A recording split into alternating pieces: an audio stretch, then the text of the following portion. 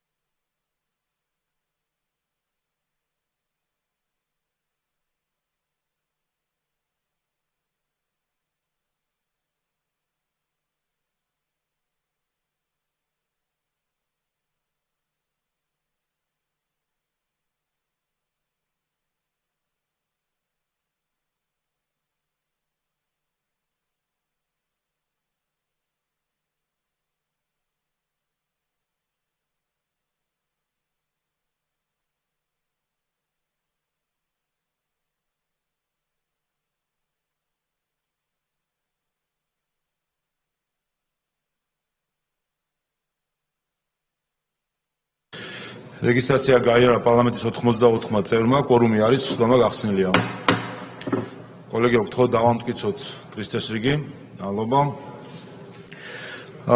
როგორც იცით, დღეს ჩვენ გვექნება პრემიერ-მინისტრის ინტერპელაცია და გაგაცნობთ მოკლედ პროცედურებს და ასევე თემატიკას.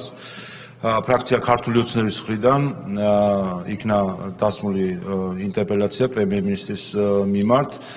საქართველოს პარლამენტის რეგლამენტის ახალი რეგლამენტის 159 მუხლის თანახმად მორიგი სესიის ყოველი თვის ბოლო 4 შაბათს არის პრემიერ-მინისტრის ინტერპელაციის შესაძლებლობა, ინტერპელაციის წესით მოსმენის შესაძლებლობა, გარდა დეკემბრისა და ივნისისა.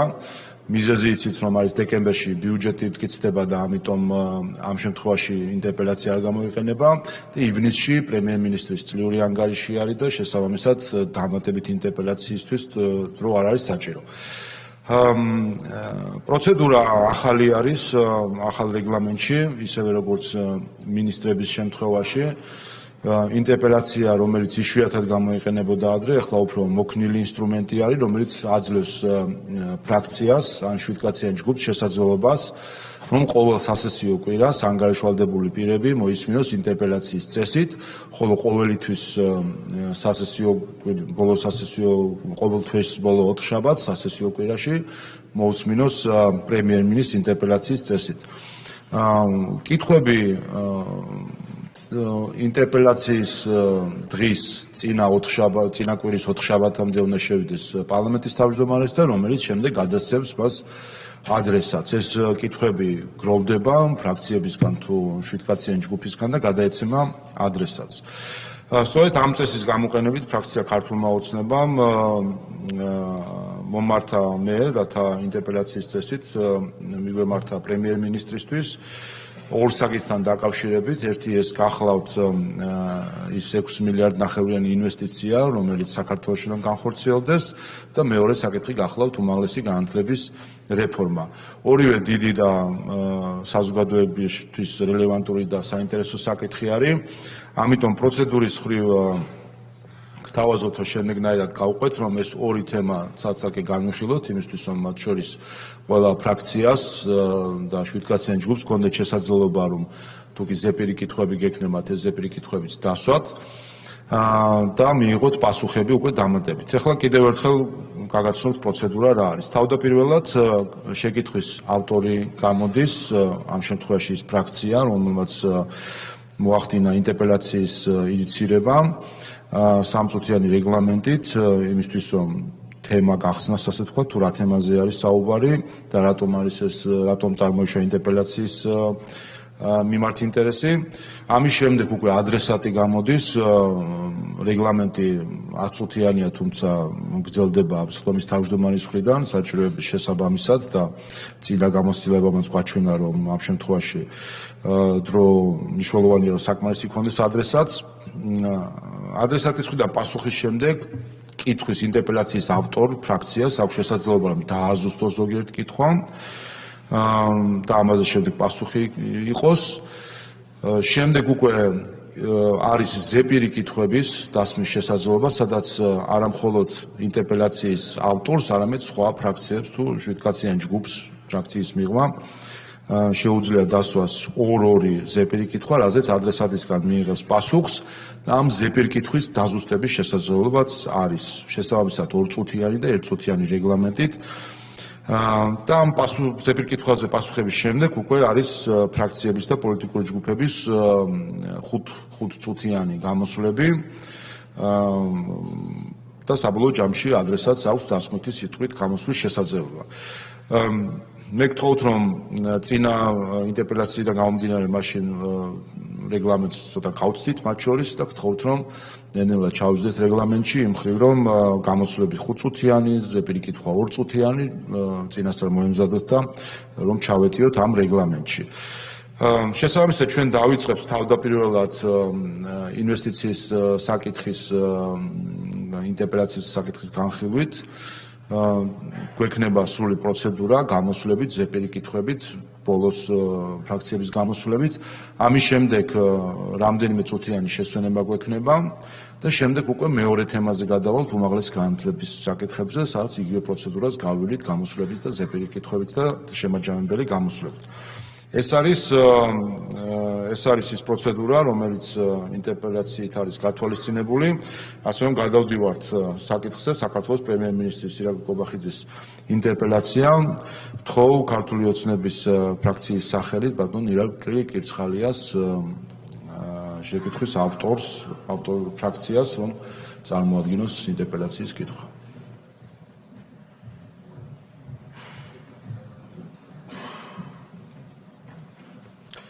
მოგესალმებით მეგობრებო, მოგესალმებით ბატონო პრემიერო, მადლობა მოგზაურობისთვის.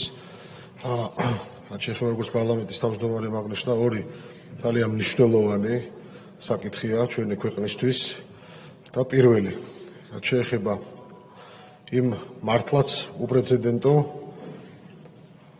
საქართველოს ისტორიაში ინვესტიციის აქტს 6.5 მილიარდი დოლარი, რომელიც უნდა შემოვიდეს პირდაპირ უცხოური ინვესტიცია ჩვენ ქვეყანაში.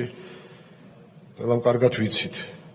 დარწმუნებული ვარ ჩვენ საზოგადოებამაც არაერთხელ გვისაუბრია ამ თემასთან დაკავშირებით. გვისაუბრია იმ დღიდან, როდესაც დაანონსდა ეს ყველაფერი. შემდეგ როდესაც გაფორმდა ეს მართლაც ისტორიული ხელშეკრულება, რომელმაც შუა 10 წლის მანძილზე ჩვენ ეკონომიკაში უნდა შეასრულოს როგორც პირდაპირ შეიტანოს პირდაპირ წვლილი, როგორც ლიანში და პროდუქტში, პირდაპირ ეკონომიკაში, ასევე უმნიშვნელოვანესი პირები ეკონომიკური დატვირთვა და პირდაპირ იმ გარემოს შექმნა, საინვესტიციო გარემოს, რომელსაც ჩვენ უკვე დღითი დღე და განსაკუთრებით ამ პროექტის დაანონსების შემდეგ ხედავთ ჩვენს ეკონომიკაში და ჩვენს ქვეყანაში. ყველას კარგად გვახსოვს, რომ სამწუხაროდ ესეთ დადებით მოვლენებთან ერთად ქვეყანაში მოქმედებს ერთი დიდი ჯგუფი, მე არ მინდა დავყო და არ მინდა არც პარტია უწოდო მას, არც არასამთავრობო ორგანიზაცია უწოდო და არ დავკონკრეტდეს საერთოდ, რომელიც ყველა დადებით მოვლენასთან ჩვენ ქვეყანაში წლების მანძილზე ცდილობენ, რომ როგორმე მოახდინონ ამ ყველაფრის დისკრედიტაცია, როგორმე გააკეთონ ყველაფერი თავიანთ დამკვეთებთან ერთად, რომ ქვეყნის განვითარება შეუშალონ ხელი. არ გავიხსენებ და არჩევალ მიუხედავად მით უმეტეს, როდესაც ძალიან კაცრად რეგლამენტირებული ვართ დროში. გავიხსენებ ესების თემას და ყველა სახელმწიფოებრივ თემას, რომელიც გამოიარა ჩვენმა ქვეყანამ და ყველა იმ დიდ პროექტს. ჩამონათვალია არც ცოტაა, რომელიც შეიძლება შეფერხდა გარკვეული ძალების მხრიდან. და მცდელობა ქონდათ და აქვთ იგივე ამ უმნიშვნელოვანეს პროექტთან მიმართებაშიც. ერთი ძალა ცდილობს, რომ მაქსიმალურად იმოქმედოს ანტისახელმწიფოებრივად და ქვეყნისთვის უმნიშვნელოვანესი თემა თავისი ბინძური სპეკულაციით როგორღაც ხელი შეუშალოს, რაც დამერწმუნეთ ნამდვილად არ გამოუვათ. ამიტომ მიუხედავად იმისა, უამრავი განმარტება გაკეთდა, უამრავი პრეზენტაცია გაკეთდა და რეალურად საზოგადოების უდიდესი ნაწილი და უმრავლესობა დაამატეთ 33. ხდება თუ რასთან გვაქვს საქმე, როგორ მნიშვნელოვანი ინვესტიციასთან გვაქვს საქმე, ფრაქცია ქართულმა ოცნებამ გადავწყვიტეთ, რომ კიდევ ერთხელ უკვე ამ ტრიბუნიდან, საპარლამენტო ტრიბუნიდან ბატონ პრემიერს მიემართა და გაეცა იმ მოუყარეთ თავი იმ აქტუალურ კითხვებს, ისეთ კითხვებს, რომელზეც სპეკულირებდნენ ასევე ეს ძალები, რომ კიდევ ერთხელ ჩვენმა საზოგადოებამ და ჩვენ ამ ტრიბუნიდან მოусმინოს ბატონ პრემიერს და ბატონ პრემიერს დიდი მადლობა ამ ყველაფრისთვის და ვლოდოთ იმ კითხვებს. მადლობთ. გთხოვთ ბატონ პრემიერ-მინისტრს ტრიბუნასთან კითხვებზე პასუხის გასაცემად. გთხოვთ ვინაიდან საკითხები ბევრი არის, თავიდანვე 30 წუთიანი რეგლამენტი რო ჩავთვალოთ.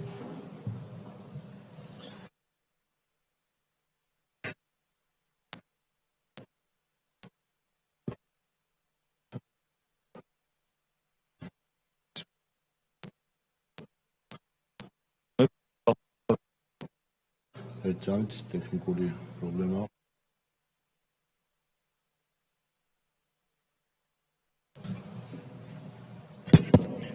მადლობა. მოგესალმებით ბატონო პარლამენტის თავმჯდომარე, მოგესალმებით ძვირფასო პარლამენტარებო, მოგესალმებით საპარლამენტო უმრავლესობის და საპარლამენტო ოპოზიციის წარმომადგენლებს, მოგესალმებით პარლამენტის აპარატის წარმომადგენლებს, მოგესალმებით მედიის წარმომადგენლებს, მოგესალმებით პარლამენტის სტუმრებს. ჩემთვის პატივია წარსდგეთ თქვენ წინაშე ინტერპელაციის პროცედურის ფარგლებში და გავცემ პასუხი იმ აქტუალურ შეკითხვებს, რომელიც დაკავშირებულია ორ ძალიან მნიშვნელოვან თემასთან. არის მაღალი საზოგადოებრივი ინტერესი ამ თემების მიმართ, შესაბამისად მნიშვნელოვანია, რომ საპარლამენტო ფორმატშიც გვექნება ამ საკითხებზე მსჯელობის საშუალება. პირველ რიგში მინდა მადლობა გადაგეხადოთ შეკითხვის ავტორებს აქტუალური თემის წინ წამოწევისთვის და კიდევ ერთხელ გამოთქვა, რა თქმა უნდა, მზადებას, რომ დისკუსიის ფარგლებშიც ყველა ინფორმაცია მოგაწოდოთ ორივე საკითხთან დაკავშირებით შევეცდები მაქსიმალურად ამომწურავად გავცე პასუხი თითოეულ დასმულ შეკითხვას. გადავალ პირდაპირ საქმეზე, პირველ რიგში შევეხები, რა თქმა უნდა, ინვესტიციის თემას, რომელიც არის დაგეგმილი ჩვენს ქვეყანაში და რომელთან დაკავშირებითაც გაშლილია საკმაოდ ფართო პოლიტიკური დისკუსიაც. ამ ერთ შეკითხვის ფარგლებში არის რამდენიმე შეკითხვა დასმული და თითოეულ შეკითხვას გავცემ სათითაოდ პასუხს. რაც შეეხება თვითონ ხელშეკრულების არსს და შინაარსს, ხელშეკრულების ხარებს, მინდა კიდევ ერთხელ განმარტო, რომ ამ ხელშეკრულებას ჰყავს ორი მხარე. ეს არის საქართველოს მთავრობა, ერთი მხრივ ქართული სახელმწიფო და მეორე მხარეს არის კომპანია Eagle Hills-ი, რომელიც არის მაღალი საერთაშორისო რეპუტაციის მქონე კომპანია. საქართველოს მთავრობის სახელმწიფოს წილი საერთო კომპანიაში არის 33.3%, ხოლო Eagle Hills-ის წილი კომპანიაში არის 66.7%. დაახლოებით 1:2 პროპორციით ნაწილდება წილი ამ კომპანიაში საქართველოს სახელმწიფოსა და კომპანია Eagle Hills შორის. რაც შეეხება უშუალოდ ამ კომპანიის საერთაშორისო რეპუტაციას, ამასთან დაკავშირებითაც მოვისმინეთ უამრავი სპეკულაცია, უწუნებენ რეპუტაციას ამ კომპანიას, თუმცა მე ხშირად მისაუბრია უცხოელ ბიზნესმენებთან, პოტენციურ ინვესტორებთან ამ თემასთან დაკავშირებით და ყველა გამოხატავს განსაკუთრებულ, ასე ვთქვათ, ინტერესს ამ ინვესტიციის მიმართ გამომდინარე იქიდან, რომ ნებისმიერი ქვეყანა ნატროლობს ასეთი მაღალი რეპუტაციის მქონე კომპანიის შესვლას ამა თუ იმ სახელმწიფოში. და ამას აქვს თავისი კონკრეტული მიზეზი, როდესაც Eagle Hills-ი, MR Eagle Hills-ი ერთი კომპანია, როგორც მოგეხსენებათ, ერთი ოპერირებს დუბაიში, მეორე აბუ-დაბიში, თავის არსით ეს არის ერთ-ერთი კომპანია. როდესაც ასეთი კომპანია შედის კონკრეტულ ქვეყანაში, ეს არის სიგნალი ნებისმიერი სხვა ინვესტორისთვის და სიგნალი იმასთან დაკავშირებით, რომ სახელმწიფოში არის ჩამოყალიბებული ძალიან მაღალი დონის საინვესტიციო გარემო. შესაბამისად, რა თქმა უნდა, საქართველოში Eagle Hills-ის შემოსვლას ექნება თავისი შემდგომი ეფექტი ქვეყანაში ინვესტიციების მოზიდვის კუთხით. მე მინდა შეგახსენოთ, რომ MR Eagle Hills-ი ეს არის ეგრეთ წოდებული დუბაის სასწაულის შემოქმედი. სწორედ MR-ის და Eagle Hills-ის მიერ განხორციელებული პროექტების შედეგად გაიზარდა რამდენჯერმე დუბაის არა მხოლოდ ტურისტული, არამედ საერთო ეკონომიკური პოტენციალიც. და საუბარია ასეთი ტიპის კომპანიაზე, რომელსაც ძალიან მძიმე, მათ შორის ბიზნეს წარსულის და პოლიტიკური წარსულის მქონე ადამიანები უწონებენ რეპუტაციას. საზოგადოებისთვის ალბათ ყველაფერი ნათელია ამასთან დაკავშირებით. როდესაც გაივლით დუბაის ცენტრში, ნახავთ, რომ სწორედ ამ კომპანიის აშენებულია შენობების დაახლოებით 80%, მათ შორისაა სოფლის ყველაზე მაღალი შენობა, ბურჯ ხალიფა. გასაგებია, როგორიც არის ამ კომპანიის საერთაშორისო რეპუტაცია, თუმცა აქაც კი ახერხებენ ამ საინვესტიციო პროექტის ოპონენტები, რომ რეპუტაცია დაუწუნონ კომპანია Eagle Hills და კომპანია Emars. გარდა იმისა, რომ ეს კომპანია არის დუბაის სასწავლის შემოქმედი, უშუალო შემოქმედი, ამ კომპანიას აქვს განხორციელებული წარმატებით პროექტები არაერთ სხვა ქვეყანაშიც და ამის უამრავი მაგალითი არსებობს. კიდევ ერთხელ Eagle Hills არის სოფლიოში ცნობილი ბრენდი, რომლის საქართველოს შემოსვლა არის სიგნალი სხვა ინვესტორებისთვისაც. აქედან გამომდინარე, გვერდითი დადებითი ეფექტიც არაერთი ექნება ამ ინვესტორის შემოსვლას ჩვენს ქვეყანაში. რაც შეეხება მხარეების ვალდებულებებს, ამასთან დაკავშირებით საზოგადოებას უკვე გავაცანით დეტალური ინფორმაცია. პირველ რიგში ფუძდება ერთობლივი კომპანია, როგორც უკვე ითქვა, წილის მესამედი ეკუთვნის ამ კომპანიაში საქართველოს სახელმწიფოს, 2/3 ეკუთვნის კომპანია Eagle Hills და ხაზი უნდა გაესვას ერთ გარემოებას, რომ როდესაც საქმე ეხება ურთიერთობებს და ვალდებულებებს, საქართველოს სახელმწიფო თავის თავზე არ იღებს არავითარ ფინანსურ ვალდებულებას, არავითარ ფინანსურ გარანტიას ან რაიმე არასტანდარტულ პირობას პარტნიორი კომპანიის ასარგებლად. ქართული სახელმწიფო მთლიანად არის დაცლილი ვალდებულებებისგან. ჩვენ შევდივართ მიწის ნაკვეთებით ამ პროექტში და სახელმწიფოს არ აქვს არავითარი ვალდებულება, არავითარი გარანტიის ვალდებულება მათ შორის პარტნიორი კომპანიის მიმართ. რაც ძალიან მნიშვნელოვანია ბუნებრივია იმისათვის, რომ მთლიანად ხელშეკრულების შინაარსზე შევიქმნათ საერთო წარმოდგენა. რაც ხო ინვესტორის ვალდებულებას, ინვესტორი იღებს ვალდებულებას სრულად უზრუნველყოს პროექტის დაფინანსება და განახორციელოს პროექტის მენეჯმენტი. ანუ ვალდებულებები მთლიანად არის პარტნიორი კომპანიის მხარეს. კიდევ ერთხელ არავითარი ვალდებულებები, არავითარი ფინანსური გარანტია და არავითარი სპეციალური პირობები პარტნიორი კომპანიისთვის. რაც ძალიან მნიშვნელოვანია, როდესაც საუბარია ხელშეკრულების შინაარსის გამჭვირვალობაზე. რაც ხდება იმას, თუ რატომ აქვს მინიჭებული ამ ხელშეკრულებას კომერციული საიდუმლოების სტატუსი. ეს არის პარტნიორი კომპანიის წმინდა კომერციული ინტერესი, რათა მას ჰქონდეს მომავალში სივრცე, რათა აწარმოოს მოლაპარაკებები სხვა პოტენციურ პარტნიორებთან. და ეს არის მიღებული პრაქტიკა. ეს პრაქტიკა ეფუძნება საქართველოს კანონმდებლობას ერთი მხრივ და მეორე მხრივ ეს პრაქტიკა ეფუძნება საერთაშორისო პრაქტიკას. მე მინდა ასევე მოგახსენოთ სტატისტიკის თაობაზე, გასული 10 წლის განმავლობაში კომერციული საიდუმლოების სტატუსი მიენიჭა საქართველოს მთავრობის მიერ ეკონომიკის სფეროში, მხოლოდ ეკონომიკის სფეროში გაფორმებულ 1554 ხელშეკრულებას. მათ შორის არის ცნობილი ანაკრიის ხელშეკრულება და სწორედ ის ადამიანები, რომლებიც თავის დროზე ითხოვდნენ ანაკრიის შესახებ ხელშეკრულების გასაიდუმლოებას, დღეს იწუნებენ იმ ფაქტს, რომ არ არის გასაჯაროებული კომპანია Eagle Hills-თან დადებული ხელშეკრულება. კიდევ ერთხელ 1554 ხელშეკრულება მარტო ეკონომიკის სფეროში გვაქვს, რომელსაც მიენიჭა კომერციული საიდუმლოების სტატუსი.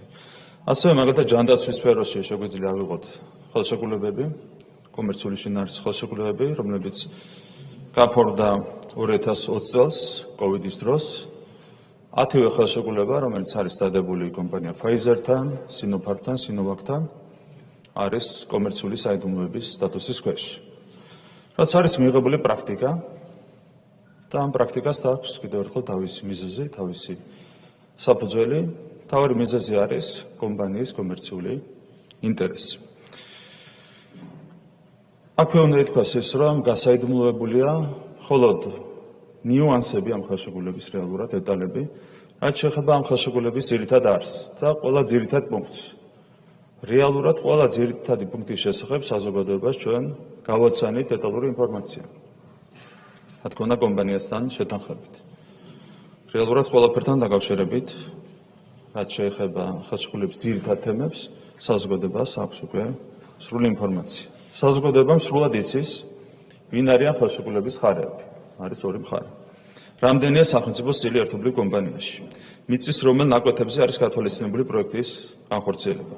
რამდენია პროექტის ფარგლებში ასაშენებელი ფართების მოცულობა. რამდენია კომპანიის მიერ დაგეგმილი მოგება, რა წვლილს შეიტანს პროექტი საქართველოს ეკონომიკაში, რა თანხა შევა ბიუჯეტში პროექტის განხორციელების შედეგად, გადასახადების თუ დივიდენდის სახით, რამდენი დროებითი თუ მუდმივი სამუშაო ადგილი შეიქმნება პროექტის განხორციელების შედეგად. ეს ყველა დეტალი არის საზოგადოებისთვის ცნობილი და მასთან დაკავშირებით ჩვენ გამომდინარე მაღალი საზოგადოებრივი ინტერესიდან გავაცანით სრული ინფორმაცია საზოგადოებას. გარდა ამისა, მიწის საკითხთან დაკავშირებით ჩვენ საზოგადოებას განვმარტეთ, რომ პროექტი ხორციელდება ჯამში დაახლოებით 850 ჰექტარ ფართობზე, აქედან წანისის ტერიტორია არის დაახლოებით 600 ჰექტარი ფართობი და რაც შეეხება გონიოს ტერიტორიას, ეს არის დაახლოებით 250 ჰექტარი ფართობის ტერიტორია. აქაც გვესმის 1000 გვარი სპეკულაციები, მაგალითად ერთ-ერთი საყვარელი ფრაზა, აქაც ჩანს კოორდინაცია, ერთი და იგივე რამეს იმეორებს სხვადასხვა პოლიტიკური პარტიის სხვადასხვა წარმომადგენელი და ამბობენ მაგალითად, რომ ეს ტერიტორია არის ქვეყანა მონაკოზე 4-ჯერ მეტი. არ ვიცი ხა ვისზე შეიძლება იმოქმედო ასეთი სპეკულაციური განცხადებებით, ყველა ძალიან კარგად მოიხსენება საქართველოში, რომ მონაკო არის ეგრეთ წოდებული ჯუჯა სახელმწიფო, ასე უწოდებენ ამ ქვეყნებს და მათ შორისაც არის ყველაზე პატარა სახელმწიფო. სინამდვილეში ეს არის ძალიან პატარა ქალაქი და შედარება მონაკოს ტერიტორიასთან არის ასახად, რა თქმა უნდა, სპეკულაციური. სხვანაირად რომ დაგანახოთ არასპეკულაციურად, რა არის მაგალითად ბრძანისის ფართობის წილი თბილისის ფართობთან მიმართებით, არის 120-ჯერ ნაკლები ტერიტორია თბილისის საერთო ფართობთან შედარებით, ხო? რა თქმა უნდა, სპეკულაციებს ჩვენ თავიდან უნდა მოვერიდოთ სპეკულაციებს და ყველას მოვუწოდებ, მათ შორის ჩვენს ოპონენტებს, რომ ასეთი მარტივი იაფასიანი სპეკულაციებით მოეცდებიან რაც არასწორი აღქმების შექმნან მიწის ნაკვეთებთან დაკავშირებით. რაც შეეხება თვითონ მიწის ნაკვეთების სტატუსს, თანამესაკუთრედ რჩება საქართველოს სახელმწიფო. და რაც შეეხება მიწის გასხვისების შესაძლებლობას, პარტნიორ კომპანიას არ აქვს მიწის გასხვისების არავითარი შესაძლებლობა. ეს არის ერთობლივი კომპანიის თანასაკუთრება და კომპანიას არ აქვს ამ მიწის გასხვისების შესაძლებლობა. ერთადერთი დანიშნულებით შეიძლება იყოს გამოყენებული ეს მიწა, ეს არის ამ კონკრეტული დეველოპერული პროექტის განხორციელება. ეს არის გარანტირებული ხელშეკრულებით, რომელიც არის დადებული სახელმწიფოსა და კომპანია Gill Hills შორის. ორივე ნაკვეთი არის არასასოფლო სამეურნეო დანიშნულების მიწა, რომელსაც მშენებლობის დასრულების შემდეგ ავტონომიური დატვირთვა ბუნებრივია აღარ იქნება და ეს მიწა იქნება დამაგრებული შესაბამის შენობა ნაგებობებზე. ანუ ცალკე მიწას ავტონომიური დატვირთვა ბუნებრივი არ იქნება, იმიტომ რომ ეს არის კიდევ ერთხელ არასასოფლო სამეურნეო დანიშნულების მიწა. ანუ მარტივად რომ შევეჯამოთ, ერთ-ერთი მესიჯია ამ პროექტის ოპონენტების ის, რომ ქართული მიწა იყიდება უცხოელებზე, ძალიან მარტივად შეიძლება ითქვას, რომ არავითარი ქართული მიწა უცხოელებზე არ იყიდება. ძალიან მარტივია აქ გზავნილი, რომელიც შეგვიძლია საზოგადოებას გაუზიაროთ. შეიძლება დაისვას კითხვა ამდენი დეტალის პირობებში რა დარჩა არასაჯარო. რეალურად განსაკუთრებული არაფერი. არავითარი არსებითი პუნქტი ამ ხელშეკრულებიდან არ არის საზოგადოებისთვის უცნობი. და მე მინდა გთხოვოთ თქვენ პარლამენტარებს, შეგიძლიათ თქვენ თეორიულად წარმოიდგინოთ რაიმე პუნქტი, რაც შეიძლება იყოს შეტანილი ამ ხელშეკრულებაში და რომელთან დაკავშირებითაც სურთ ინფორმაციის მიღება, ხო? ერთ-ერთი ასეთი თეორიული საკითხი წამოჭრა ერთ-ერთი პარტიის წარმომადგენელმა მან ეჭვ გამოთქვა, რომ მეჩეთების აშენება არის გათვალისწინებული ამ ხელშეკრულებით. თუნდაც ასეთი თეორიული კითხვები შეგიძლიათ დასვათ. ხომ არ არის რაიმე ასეთი ჩადებული ამ ხელშეკრულებაში და როგორც მეჩეთების შემთხვევაში შეგვიძლია განმარტოთ, რომ რა თქმა უნდა არავითარი მეჩეთების აშენება არ არის გათვალისწინებული ამ ხელშეკრულებით. უფრო მეტიც შეიძლება ზოგადად ითქვას, რომ არავითარი არაკომერციული შინაარსის პუნქტი არ არის შეტანილი ხელშეკრულებაში. აიგივე ალბათ მეჩეთები, ან თუნდაც შეღავათები უცხოელი მყიდველებისთვის. განმარტეთ საზოგადოების წინაშე, რომ არავითარ შეღავათებს არ ითვალისწინებს ეს ხელშეკრულება, მათ შორის ბინადრობის ნებართვის გაცემის კუთხით. მით უმეტეს არავითარი დისკრიმინაციული პუნქტები არ არის შეტანილი საქართველოს მოქალაქეების საზიანოდ, მაგალითად არ წერია აქ, ვინ შეიძლება იყოს დასაქმებული, ვინ შეიძლება იყოს მყიდველი და ეს შემდეგ, ეს ყველაფერი დარეგულირდება, რა თქმა უნდა, შესაბამისი საბაზრო ურთიერთობებით, ისევე როგორც ეს ხდება ხოლმე სხვა საინვესტიციო პროექტების შემთხვევაში. თქვენ შეგიძლიათ ნებისმიერი თეორიული შეკითხვა დასვათ, თუ არის რაიმე თეორიული პუნქტი, რაც შეიძლება იყოს შეტანილი ამ ხელშეკრულებაში, რომელიც თქვენი აზრით შეიძლება იყოს საზიანო სახელმწიფოსთვის, ჩვენი მოქალაქეებისთვის, შეგიძლიათ დასვათ შეკითხვა და მარტივად გიპასუხებთ. რეალურად ყველა არსებითი საკითხი, რაც არის გათვალისწინებული ამ ხელშეკრულებაში, საზოგადოებისთვის არის ცნობილი და გამომდინარე მაღალი საზოგადოებრივი ინტერესებიდან ეს ინფორმაცია პირადად მეც გაუზიარე საზოგადოებას. რაც შეეხება უშუალოდ განაშენიანებას, რაც რა თქმა უნდა საინტერესო საკითხია საზოგადოებისთვის, უშუალოდ რა ტიპის დეველოპერული პროექტი განხორციელდება, როგორი იქნება სამშენებლო პროექტი, რა თქმა უნდა შესაბამისი გეგმა, განაშენიანების გენერალური გეგმა, როგორც ერთ ისე მეორე შემთხვევაში, ბრძანების და გონიოს შემთხვევაში, დამტკიცდება ერთი მხრივ ეკონომიკის სამინისტროს ჩართულობით, ხოლო მეორე მხრივ მუნიციპალიტეტების ჩართულობით შესაბამისი საჯარო პროცედურის საფუძველზე. ანუ საზოგადოება უკვე მას შემდეგ, რაც შემუშავდება კონკრეტული განაშენიანების გეგმები, მიიღებს სრულ ინფორმაციას იმასთან დაკავშირებით, თუ რა შენდება და კიდევ ერთხელ ამან უნდა გაიაროს მაგალითად საკრებულოს პროცედურები, საჯარო განხილვები და ეს შემდეგ. შესაბამისად ის თუ რა არ შენდება და როგორ არ შენდება, იქნება საზოგადოებისთვის სრულად ცნობილი მოგვიანებით, როდესაც უკვე ეს გეგმები შევა შესაბამის საკრებულოებში განსახილულად. რაც შეეხება გამწვანების საკითხს, აქაც 1000 სპეკულაციური განცხადება მოვისმინეთ, თითქოს თბილისი დაკარგავს თავის ფილტვებს და ასე შემდეგ.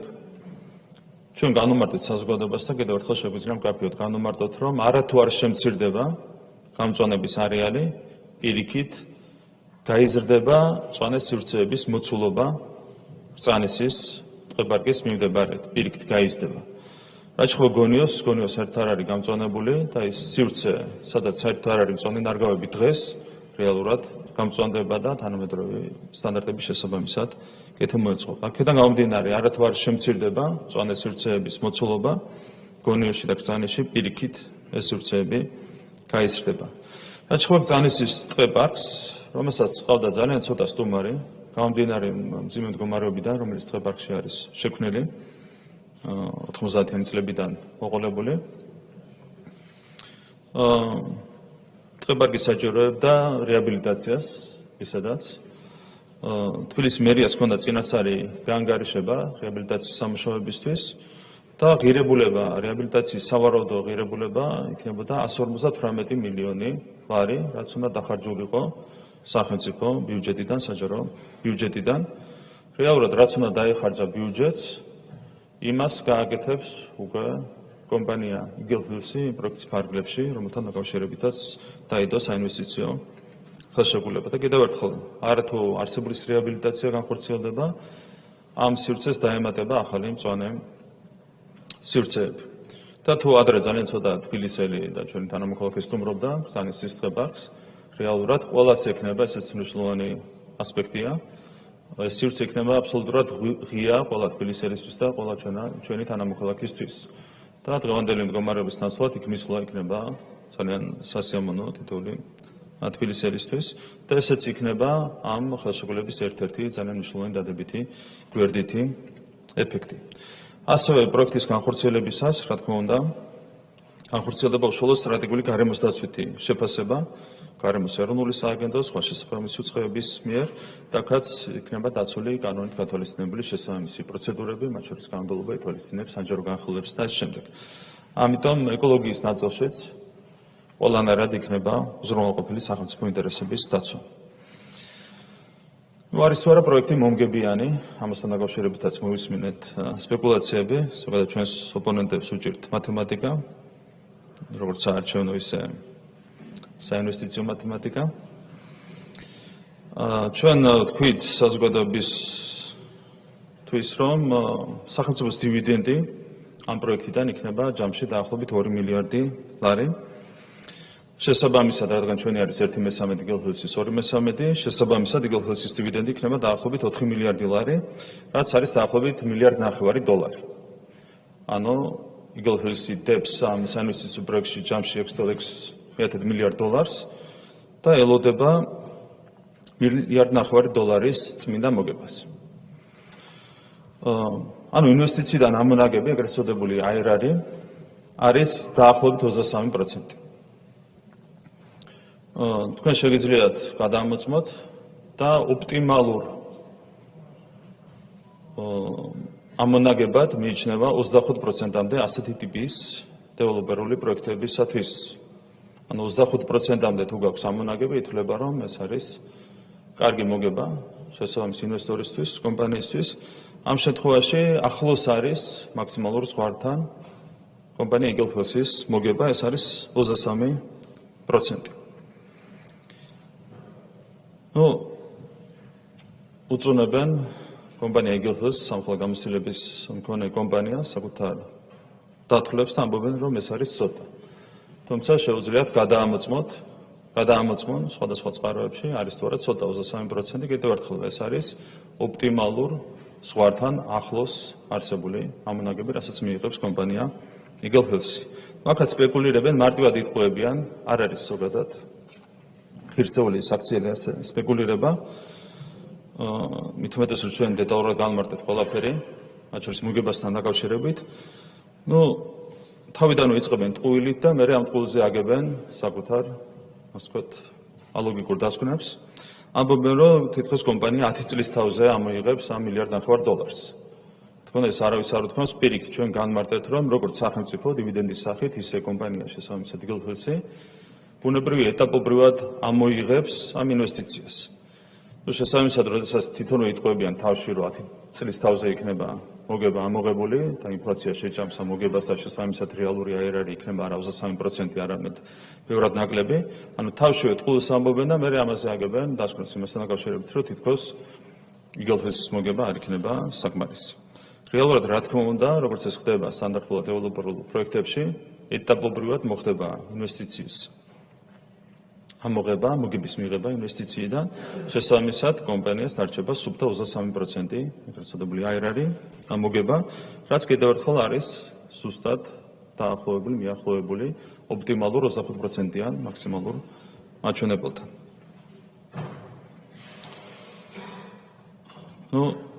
ოჰამად ალაბარს და კომპანია იგელჰელს ასწავლიან კიდევ ერთხელ ძიმე პოლიტიკური და ბიზნეს წარსულის მქონე ადამიანები მოგების ამოღებას საკუთარი ინვესტიციებიდან, რა თქმა უნდა, ეს არის ღიმილის მომგვრელი ფაქტი.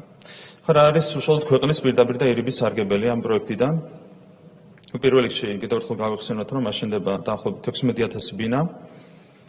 დაახლოებით საერთო ფართი იქნება 1,600,000 კვადრატული მეტრი, უშუალოდ საბინაო სივრცე. აქედან დაახლოებით 7,000 ბინა სახლი აშენდება თბილისში და დაახლოებით 9,000 გონიოს ტერიტორიაზე. ასევე აშენდება სასტუმროები 1,400-ზე მეტი სასტუმრო ნომრით და დაახლოებით 700 მილიონი დოლარი დაიხარჯება ამ ნაწილში.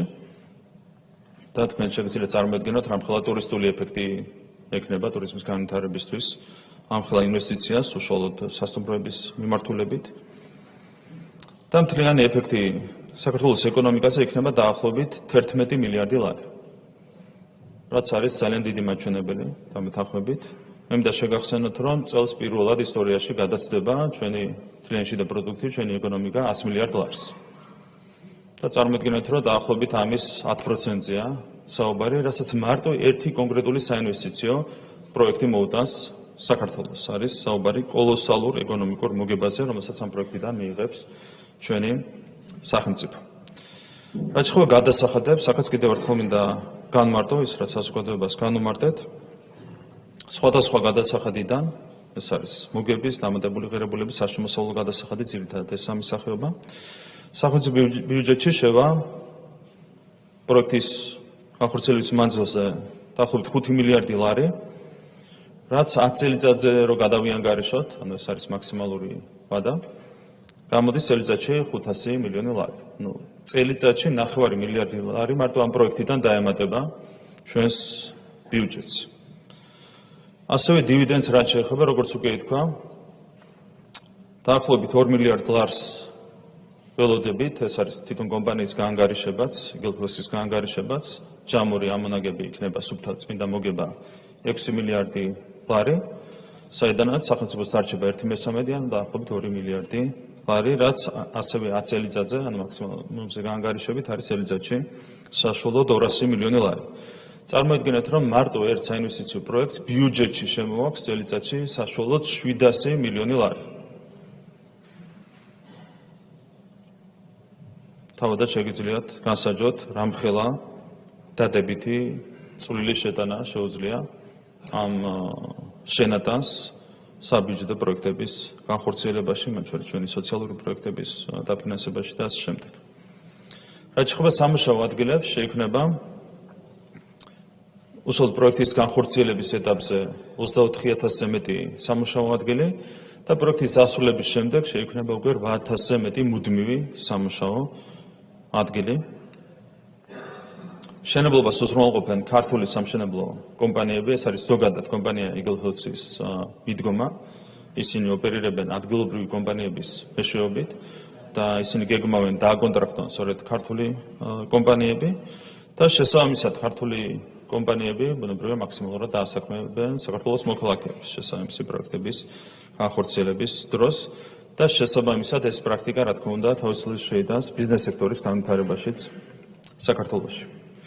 რაც შეეხება მიგრაციულ გავლენას, ერთერთხელ გავიხსენოთ, რომ დაახლოებით 16,000 ბინა სახლი აშენდება ორივე ტერიტორიაზე და გახსოვთ, რომ იგელჰელსის დამფუძნებელმა ბატონმა ალაბარმა განაცხადა, რომ ის ვარაუდობს დაახლოებით 60%-ის გაყიდვას საერთაშორისო კლიენტებზე. ეს განცხადება ეფუძნება ამ კომპანიის პრაქტიკას და იმას, რომ კომპანიას აქვს კარგად აწყობილი მარკეტინგული ქსელი მსოფლიოს მასშტაბით. მან წარმოაჩინა ეს როგორც დამატებითი ეკონომიკური ეფექტი, რაც მეტია უცხოელი მყიდველი, მით მეტია გარედან ეკონომიკაში შენატანი. თუმცა ჩვენი მოლოდინი ამ შემთხვევაში ცოტა განსხვავებულია.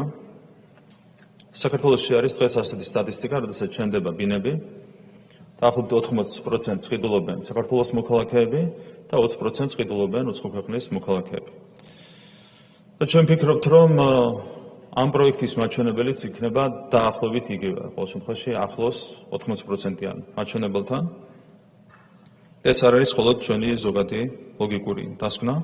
მაგაც ოპონენტები სპეკულირებენ და ამბობენ, რომ ბინის ფასი იქნება ძალიან მაღალი, შესაბამისად საქართველოს მოქალაქეებს არ ექნებათ ამ პროექტში ბინების შეძენის შესაძლებლობა და ერთ-იგივე ციფრებს და რიცხვებს ატრიალებენ, აქაც აქედანაც ჩანს, რომ არის კოორდინირებული ეს კამპანია. აცხადებენ, რომ $12,000 ეღირება ბინა ამ ასე ვთქვათ ტერიტორიებზე, გონიოში და კრწანეში, რაც არაფერს არ ეფუძნება. ანუ უცბად მოიფიქრეს $12,000 და კოორდინირებულად ერთ-იგივეს ლაპარაკობენ სხვადასხვა პარტიის წარმომადგენლები. ერთი და იგივეს ამბობს, ველო და ალტენხო და ნაცმოძრაობა და ყველა ეს პარტია. კიდევ ერთხელ გავიხსენოთ, რომ მათემატიკა არ არის ამ ადამიანების ძლიერი მხარე. არც ჰუმანიტარულ საგნებში არ არიან ძლიერები, თუმცა მათემატიკაში, როგორც ჩანს, განსაკუთრებული სისუსტე აღენიშნებათ. მარტივად რომ დავთვალოთ 16,000 ბინა, საშუალოდ რო ავიღოთ 100 კვადრატული მეტრი, გამოდის 1,600,000 კვადრატული მეტრი გასაყიდი ფართი. ეს ყველაფერი $12,000 რო გაყიდოს ერთობლივმა კომპანიამ, გამოდის რომ შემოსავალი კომპანიას მარტო ბინების ნაწილში, სასტუმროებს და სხვა კომერციულ ინფრასტრუქტურას არ ვთვლი, უნდა იყოს $19,2 მილიარდი. ანუ ამ შემთხვევაში რამხელა მოგებაზე უნდა გავიდეს კომპანია, არა 23%-ზე უკვე საუბარი. არამედ საუბარი კოლოსალურ მოგებაზე. ამ შემთხვევაში სახელმწიფოს მაგალითად მოგების სახით შემოუვა არა 2 მილიარდი ლარი პროექტიდან, არამედ დაახლოებით $4 მილიარდი. ხო, როგორ არიან, რა მასშტაბით არიან აცდენილი მათემატიკაში სინამდვილესთან ჩვენი ოპონენტები, ველოდან დაწყებული ანტიფოთი დამთავრებული და შუაში ნაცმოძრაობით გაგრძელებული, თავადაც შეგიძლიათ განსაჯოთ. რეალურად ბინის ფასი იქნება ბევრად ნაკლები. მე არ მინდა ახლა კონკრეტული ციფრები დავასახელო, რომ კომერციულ კომპეტენციაში არ ჩავეჭრა კომპანია იგილხოს, თუმცა რეალურად თავადაც შეგიძლიათ განსაჯოთ, რომ რამდენჯერმე ნაკლები იქნება ბინის ფასი დასახელებულ ფასთან შედარებით. აქედან გამომდინარე, ჩვენ გვაქვს ლოგიკური მოლოდინი, რომ ქართველი მყიდველების პროცენტული მაჩვენებელი ამ პროექტში იქნება დაახლოებით იგივე, რაც გვაქვს სტანდარტულად სხვა პროექტების შემთხვევაში. მე ვფიქრობ, რომ 80%-თან იქნება ახლოს ეს მაჩვენებელი, დანარჩენი დავულოდოთ გაყიდვების სტატისტიკას. შესაბამისად, ცალსახად შეიძლება ითქვას, რომ არავითარი არაბული, რუსული თუ გერმანული ქალაქები არ შენდება, შენდება რეალურად ორი ულამაზესი უბანი, თბილისისა და ბათუმის მიმდებარედ, ეს იქნება ამ პროექტის საბოლოო შედეგი. მთლიანობაში რაც ხომ მიგრაციული ეფექტს გასული 4 წლის განმავლობაში უცხოელებს გაიყიდა მთლიანობაში 60,000-ზე მეტი ბინა. და კიდევ ერთხელ შემიძლია მკაფიოდ განვაცხადო, რომ ამას დემოგრაფიაზე არავითარი არსებითი გავლენა არ მოუხდენია და ამას განაპირობებს ის საიმიგრაციო პოლიტიკა, რომელიც აქვს ჩვენს ქვეყანას. აქაც სპეკულაციები მოვისმენთ იმასთან დაკავშირებით, რომ როდესაც ბინას ყიდულობს უცხოელი, მას ავტომატურად ენიჭება ბინადრობის ნებართვა. რეალურად ჩვენი კანონმდებლობის მიხედვით $100,000-ზე არის მიბმული, ანუ ბინის შესყიდვაზე მიბმული არის ბინადრობის ნებართვის გაცემა, თუმცა აქ სად სპეკულირებენ ჩვენი ოპონენტები. პირველი რომ ეს არ არის არათარ შემთხვევაში ავტომატური და შესაბამის პროცედურას გადის თითოეული შემთხვევა, მათ შორის უსაფრთხოების კონტროლსაც გადის თითოეული შემთხვევა, ანუ ავტომატურად ვერავინ ვერ იღებს ბინადრობის ნებართვას. და მეორე, ისინი არ აკონკრეტებენ, რომ ეს არის მუკლევადიანი ბინადრობის ნებართვა. ისე წარმოაჩენენ საზოგადოების წინაშე, რომ თითქოს როგორც კი იყიდი $100,000-იან ბინას, შენ მუდმივად შეგიძლია იცხოვროს საქართველოში. ეს არის მუკლევადიანი ბინადრობის ნებართვა 6 თვიდან 12 თვემდე, არავითარ გარანტიას არ გაძლევს ბინის შესყიდვა, იმ კუთხით, რომ შენ დარჩე საცხოვრებლად საქართველოში. და ჩვენ გვაქვს საკმაოდ კაცრი საიმიგრაციო პოლიტიკა და მოგვიანებით შეგვიძლია დეტალურადაც ვისაუბროთ ამ საიმიგრაციო პოლიტიკის შინაარსზე. არის უამრავი სპეკულაციები, ძირითადად სტუდენტებთან დაკავშირებით, საქართველოში არის როგორც მოგეხსენებათ 37,000 უცხოელი სტუდენტი დღევანდელი მდგომარეობით, საიდანაც უდიდესი უმრავლესობა არიან ინდოელი სტუდენტები, რომლებიც სწავლობენ სამედიცინო უნივერსიტეტებში, სამედიცინო ფაკულტეტებზე და ძირითადად ამაზე აგებენ სპეკულაციებს მიგრაციის თემებთან დაკავშირებით. შეგვიძლია ამ საკითხს ცალკე ინტერპელაციის პროცედურა დაუთმოთ და შეგვიძლია განმარტოთ რა არის ეკონომიკური ეფექტი, ფინანსური ეფექტი იმისა, რომ ყავს უცხოელები სამედიცინო უნივერსიტეტებში, სამედიცინო ფაკულტეტებზე, რამდენი სამუშაო ადგილი იქნება, რამდენი არის სრული ეკონომიკაში და ეს შემდეგ და ერთად შეგვიძლია მივიღოთ გადაწყვეტილება იმასთან დაკავშირებით, როგორ უნდა გაგრძელდეს სახელმწიფო პოლიტიკა. მანამდე ყველას ურჩევდი, რომ შეეშვან სპეკულაციებს, ეს იქნებოდა ჩემი მოგზაურებული რჩევა. ამ პროექტის შემთხვევაში კიდევ ერთხელ მინდა დავაზუსტო, რომ არავითარი სპეციალური პრივილეგიები უცხოელ მყიდველებს არ ენიჭებათ. გარდა იმისა, რაც ზოგადად არის კანონმდებლობით გათვალისწინებული და კიდევ ერთხელ $100,000 გადახდის შემთხვევაში ერთადერთი რასაც მიიღებს მყიდველი, ეს არის მოკლევადიანი 6 თვიდან 12 თვემდე ბინადრობის ნებართვა. საქართველოში დარჩენის პრივილეგია უცხოელ მყიდველს არ იქნება. და ბოლოს, არის რაღაც თემები, რაზეც არ უნდა ისპეკულირო, მაშინაც კი, როდესაც ხარ ნაცმოძრაობის ღელოს ან ალტენფოს წარმომადგენელი. როდესაც იცი, რომ ასრულებ დაკვეთას და ამ დაკვეთის მიზანია საქართველოს ეკონომიკას დააკვდეს $11 მილიარდი, მაგალითად, როდესაც იცი, რომ ამ დაკვეთის მიზანია ბიუჯეტს დააკვდეს წელიწადში $700 მილიონი, როცა იცი, რომ ამ დაკვეთის მიზანია არ შეიქმნა საქართველოში 24,000 დროებითი და 8,000 მუდმივი სამუშაო ადგილი. ამავდროულად, როცა იცი, რომ რეალურად არავითარი არაბული ქალაქები ქვეყანაში არ შენდება, უბრალოდ არ უნდა იკადრო სპეკულაცია. არის რაღაცეები, სადაც ნაცი და ლელო ხარ, ალტენფო ხარ, მაშინაც კი არ უნდა იკადრო სპეკულაციები, თუმცა ჩვენ ხედავთ, როგორია ამ ადამიანების მორალი. და ერთ-ერთი მათი აქტივისტი, ეგრეთ წოდებული ჟურნალისტი, გამოდიოდა თავის ეთერში და ეს რაღაცა თქვა, რომ შეიძლება სისულელე იყოსო, მაგრამ როდესაც ხედავ, რომ რაღაც თემა რთულია ხელისუფლებისთვის, ბოლომდე უნდა გამოიყენო. აი ეს არის ამ ადამიანების მორალი. ყველაფერი კარგად იციან, რომ არავითარი არაბული ქალაქები არ შენდება, იციან, რომ 700 მილიონი შედის წელიწადში ბიუჯეტში, იციან, რომ 11 მილიარდით გაამდიდრებს ქართულ ეკონომიკას ეს პროექტი, მაგრამ მაინც სპეკულირებენ. ეს არის უცხოელი აგენტების ხვედრი და ბედი, რაც არის ძალიან სამწუხარო და ძალიან დასანანი. და სულ ბოლოს კიდევ ერთხელ რაც შეეხება ეკონომიკას, თქვენ იცით, რომ ჩვენი ეკონომიკა ძალიან სწრაფად ვითარდება. გასული 4 წლის განმავლობაში ჩვენი ნომინალური ეკონომიკა დოლარში გაორმაგდა და კიდევ უფრო მეტად გაიზარდა. გვაქვს ევროპაში ყველაზე მაღალი ზრდის მაჩვენებელი, საშუალო მაჩვენებელი არის 9.7%, 2021 წლიდან მოყოლებული, წელსაც გვაქვს თითქმის 8%-იანი ზრდა. მაგრამ რა თქმა უნდა ეს არ არის საკმარისი. ჩვენთვის ერთ-ერთი მთავარი პრიორიტეტი უნდა იყოს ამ ტემპის შენარჩუნება. ჩვენი ეკონომიკის განვითარების დონე ჯერ კიდევ საკმაოდ დაბალია. პირველად გადასდება ერთ სულ მოსახლეზე ჩვენი ეკონომიკა $10,000 წელს პირველად ისტორიაში. თუმცა ჯერ კიდევ ჩამორჩებით მაგალითად ევროკავშირის წევრ ყველა ქვეყანას, ყველაზე ღარიბ ქვეყანასაც კი დაახლოებით 30-40%-ით. ასევე მინდა შეგახსენოთ, რომ შარშანდელი მონაცემებით სიღარიბის მაჩვენებელი ჯერ კიდევ იყო 9.4%. ეს ნიშნავს იმას, რომ 350,000 ჩვენი თანამოქალაქე ჯერ კიდევ ცხოვრობს სიღარიბეში. ასეთ პირობებში, რა თქმა უნდა, ხელისუფლების და ნებისმიერი პასუხისმგებლობით გამშვალული მოქალაქის ერთ-ერთი მთავარი ინტერესი საგანი უნდა იყოს ეკონომიკის განვითარება და ზრდის ტემპის შენარჩუნება, ზრდის მაღალი ტემპის შენარჩუნება. ასეთ პირობებში ჩვენ ნამდვილად არ გვაქვს იმის ფუფუნება, რომ რაიმე ტიპის საინვესტიციო პროექტზე ვთქვათ უარი, მით უმეტეს, როდესაც საუბარია სრულიად უნაკლო პროექტზე, რომელსაც არავითარი მინუსი არ ახლავს თან. არათუ ამაზე უარი არ უნდა ვთქვათ, რა თქმა უნდა, თავიდან ბოლომდე უნდა ვიყოთ ორიენტირებული კიდევ უფრო მეტი ასეთი პროექტის მოზიდვაზე ჩვენს ქვეყანაში. და კიდევ ერთხელ, როდესაც ხედავენ ამ პროექტის ოპონენტები, რომ ჯერ კიდევ 350,000 ადამიანი არის სიღარიბის ზღვარს მიღმა, როდესაც ხედავენ, რომ ჯერ კიდევ ბევრი გაკეთება საჭირო იმისათვის, რომ ჩვენ დავეწიოთ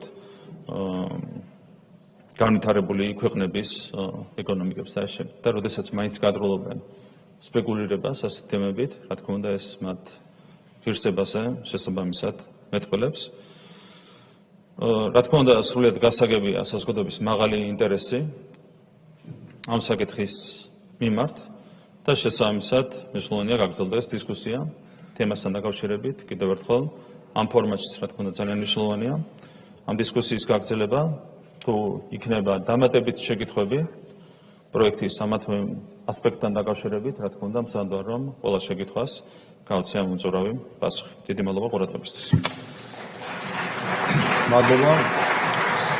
ხოლმე დაზუსტებები კითხვის ავტორებისგან, ფრაქციისგან ქართულმა არ არის. ზეპირი კითხვები თუ არის, გთხოვთ რომ დააფიქსიროთ მოთხოვნა ფრაქციებიდან და პოლიტიკურ ჯგუფებიდან. 2 წუთი არის გამოყოფილი ზეპირი კითხვებისთვის. 2 კითხვა არის 7 კაციან ჯგუფზე. ახლა ხედავ რომ ხალხის ძალა და ევროპელი სოციალისტები როგორც 7 კაციან ჯგუფი, თუმცა 3 ადამიანია 3 კითხვაა და 2 კითხვა არის წესით დაშვებული და იქნებ ერთმანეთში შეთანხმდეთ, რომ 2 კითხვა დაისვას თქვენ ჯგუფიდან და 2 კითხვა არის ფრაქცია საქართველოსო. გთხოვთ რომ ევროპელი სოციალისტები და ხალხის ძალიდან ერთი მოთხოვნა რომ მოხსნათ. 3 არის ეხლა სოზარ სუბარი, ვლადიმერ ბოჟაძე, დიმიტრი ხუნდაძე და ერთი რომ მოხსნათ და 2 კითხვა გქონდეს 7 კაციან ჯგუფს.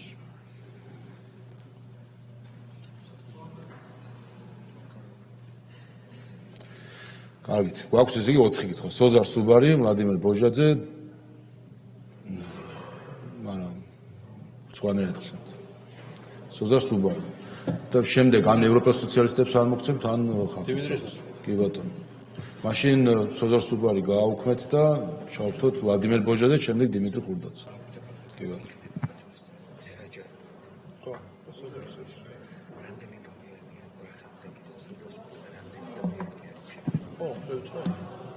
ბატონო გისურვებთ. მადლობა ბატონ თავმჯდომარე, მადლობა პრემიერ-მინისტრს საინტერესო მოხსენებისთვის. ბატონო პრემიერ-მინისტრმა რა თქმა უნდა ამ თემებზე ისაუბრა, თუმცა მაინც მინდა საზოგადოებისთვის კიდევ უფრო ნათელი გახდეს და უფრო დეტალურად გვიპასუხოთ და განმარტოთ. ზოგადად ბინის ყიდვა უცხოელის მხრიდან იწვევს თუ არა ქვეყანაში გამარტივებული წესით მოქალაქეობის მიღებას, გამარტივებული წესით როგორც გვემბრძანეთ პროცედურის დაწყებას ბინადრობასთან მიმართებაში და მთავარი რაც თქვენ უკვე ბრძანეთ რომ 60,000 ბინა არის უცხოელებზე გაყიდული ძირითადად დედაქალაქში, ბათუმში, ქობულეთში გაზარდა თუ არა ამან მიგრაცია, ანუ იმ ადამიანებმა ვინც 100,000 მეტი ღირებულების ბინები შეიძინეს რამდენმა მათგანმა მიიღო გამარტივებული წესით ბინადრობის მოწობა, რომელზედაც თქვენ საუბრობდით, ზოგადად ფიქრობთ თუ არა გამკაცრების თვალსაზრისით გაიზარდოს $100,000-ზე სხვარი, რომელიც თქვენ უკვე ახსენეთ, ყველამ კარგად იცის, რომ ჩვენ პირიქით გავამკაცრეთ საიმიგრაციო პოლიტიკა, მათ შორის მარტიდან კიდევ უფრო გამკაცრდება როგორც სამუშაო ბინადრობის მოწობის აღება, ასევე სასწავლო ბინადრობის მოწმობის აღება. აი რამოდენიმე კითხვაში ერთიანად რო გავცეთ პასუხი და ყველაზე მთავარი აღნიშნულ ტერიტორიებზე იგეგმება თუ არა საჯარო სკოლების, ბაღების ან სხვა საჯარო სამსახურების სერვისების განთავსება როგორც გონიოში, ასევე წანიში. მადლობა. მადლობთ დიმიტრი ხუნდაძე. დიდი მადლობა ბატონ პრემიერო, თქვენი მხრიდან იმდენად დაუმწურავი იყო ინფორმაცია, რომ კითხვები სწორედ ამიტომ ნაკლები გაშთა. ჩემ კითხვასთან დაკავშირებითაც თქვენ აუმწურავად გაეცით პასუხი, მაგრამ რადგან საზოგადოებაში მაინც დემოგრაფიულ საკითხებთან დაკავშირებით მუსირებს ძირითადად რადიკალური ოპოზიციის მხრიდან სპეკულაციები და აყენებენ საკითხს, თითქოს ეს დემოგრაფიულ ვითარებას ქვეყანაში დაამძიმებს.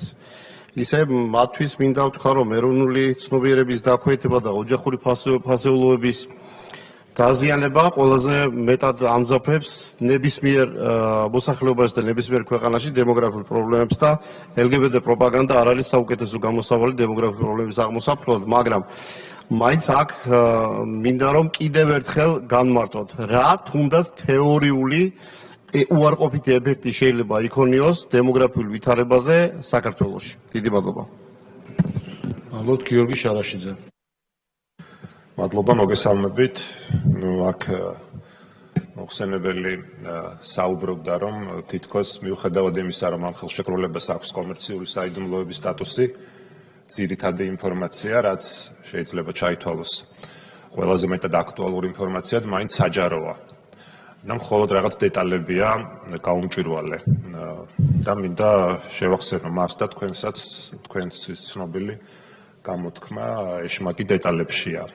არ ვიცი ეს ჩემი კითხვა რამდენად დეტალია და ჩემი აზრით დეტალი არ არის ძალიან მნიშვნელოვანია, მაგრამ მაინც მინდა გთხოვოთ დაზუსტება შემდეგი რამის, რაც ეხება პოტენციურ დავებს, რაც რა თქმა უნდა ამ შემთხვევაში თუ რამეზე უნდა ესაუბრა ბატონ მოხსენებელს პირველ რიგში ამაზე უნდა ესაუბრა, რადგან აქ საქმე გვაქვს საქართველოს გრძელვადიან ფინანსურ მათ შორის ინტერესებთან, რადგან ვიცით არაერთ საერთაშორისო არბიტრაჟში წაგებული საქმე და ამ არბიტრაჟის მიერ დაკისრებული მილიონობით დოლარი, გნებავთ ლარი, კიდევ უფრო მეტი ჩვენი და ჩვენი მომავალი თაობის გადასახდელია. ახლახან იყო 2026 წლის ბიუჯეტი და იქ თქვენს თავად გიწერიათ, რომ 4.8 მილიარდი ლარია პოტენციური დავების ოდენობა. ამიტომ კითხვა მდგომარეობს შემდეგში, რა სამართლებრივ იურისდიქციაში ექცევა ეს კომპანია, რომელიც სახელმწიფომ დაარსა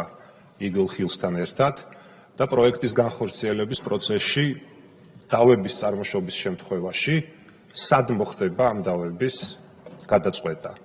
ანუ ეს მოხდება საქართველოს მართლმსაჯულების სისტემაში და სასამართლო სისტემაში, თუ არის ვალდებულება, რომ მოგვიწიოს საერთაშორისო არბიტრაჟში დავა. და თუ ეს ასეა და რეალურად საქმე გვაქვს საერთაშორისო არბიტრაჟთან, თვლით თუ არა, რომ ეს შეიცავს ძალიან დიდ პოტენციურ ფინანსურ რისკს. მადლობთ. ვიკა ფილფანი. მოგესალმებით. ზუსტად 1 წლის წინ თქვენ საქართველოს მოქალაქეებს განუცხადეთ თქვენი მთავრობის მიერ მიღებული გადაწყვეტილება, რომ შეგეჩერებინათ ევროინტეგრაციის პროცესი. რის შემდეგაც დაიწყო საქართველოს იზოლირება დასავლეთიდან. ამის შემდეგ ყველა ხილვადობით თქვენთან დაკავშირებულმა პარტიამ ნეიტრალური საქართველოსთვის აქტიურად დაიწყო მათი მთავარი პოლიტიკური მოთხოვნის გაჟღერება, რომ საქართველომ უარი უნდა თქვას ევროატლანტიკურ ორიენტაციაზე და გამოაცხადოს ნეიტრალიტეტი. გარდა იმისა, რომ ეს პარტია ფაქტობრივად გამოიყენება პროკურატურისა და სასამართლოსთვის ქართული ოცნების დაკვეთების ფორმალურ გადასაცემად, სამთავრობო მედია და ქართული ოცნების ყველა მედია რესურსი ნეიტრალურ საქართველოს აქტიურად ეხმარება, რომ ნეიტრალიტეტი აქციოს დღის მთავარ საკითხად. ამან ფაქტობრივად კამპანიის ხასიათი მიიღო ბოლო თვეების განმავლობაში. ჩემი შეკითხვა მდგომარეობს შემდეგში. ბატონო კობახიძე, გთხოვთ მითხრათ თქვენი მოსაზრება. იზიარებთ თუ არა თქვენი ქვემდგომი პარტიის რიტორიკას, ნეიტრალური საქართველოს რიტორიკას და ნეიტრალიტეტის გამოცხადებას. ქალბატონო ვიკა, მიგითითებთ, რომ ეს არ გახლავთ ინტერპელაციის თემა, ამიტომ კითხვა მოხსნილია. თუმცა აქვე მინდა განგიმარტოთ, რომ სწორედ ამიტომ გვაქვს ჩვენ ინტერპელაციები, რომ თქვენ შეგეძლოთ წინა 4 შაბათს, 19 ნოემბრამდე ეს კითხვა წერილობით ფორმულირებით მიგემართათ ამ კითხვით პრემიერ-მინისტრისთვის და ამ თემაზე იქნებოდა ინტერპელაცია და მოგახსენებდათ ყველა პასუხს. ამიტომ გთხოვთ, რომ რეგლამენტს გაიცნოთ კიდევ ერთხელ, ისარგებლოთ რეგლამენტით შემოთავაზებული ინსტრუმენტებით და მოგეცემათ შესაძლებლობა, რა თქმა უნდა, პრემიერ-მინისტრი იქნება თუ ნებისმიერი მინისტრი ინტერპელაციის წესით ზუსტად ეს კითხვები დასვა და ამ თემებზე გქონდეს დებატები. ამ შემთხვევაში ამ კითხვას მე მოვხსნი. კარგით, კითხვები, ზეპირი კითხვები ამოიწურა. ერთ დაზუსტებას გავაკეთე, მე თავში განმარტება გავაკეთე, რომ ზეპირი კითხვების შემდეგ შეიძლება კითხვის დაზუსტება, ეს არ არის გათვალისწინებული რეგლამენტით, ამიტომ კითხვებზე გვექნება ახლა პასუხები, შესვენება ხომ არ ვთქვით, პირდაპირ იქნება პასუხები და ამის შემდეგ გვექნება უკვე გამოსვლების შესაძლებლობა ფრაქციებისგან და პოლიტიკური ჯგუფების მხრიდან 5-წუთიანი რეგლამენტით. გისმენთ ბატონო პრემიერ. მადლობა ბატონო თავმჯდომარე, მადლობა თითოეულ დეპუტატს შეკითხვებისთვის. ნუ რაც შეეხება ბინადრობის ნებართვას და მოქალაქეობას და ნებართვის მიღებას, მოქალაქეობის მიღებას და მის კავშირს ბინების გაყიდვასთან. რეალურად მოქალაქეობას რაც შეეხება, არავითარ კავშირში რეალურად არ არის მოქალაქეობის მინიჭებასთან, მიღებასთან ბინების ყიდვა-გაყიდვის საკითხი. ბინის ყიდვის საფუძველზე არავინ არ იღებს საქართველოს მოქალაქეობას. რაც შეეხება ბინადრობის ნებართვას, კიდევ ერთხელ მინდა განმარტო, რომ ბინის შეძენის შემთხვევაში ადამიანი უცხოელი იღებს მხოლოდ მოკლევადიან ბინადრობის ნებართვას 6 თვიდან 12 თვემდე ვადით. შესაბამისად, ბინის ყიდვასთან ვერავითარი ფორმით ვერ იქნება დაკავშირებული უცხო ქვეყნის მოქალაქის საქართველოში საცხოვრებლად დარჩენა.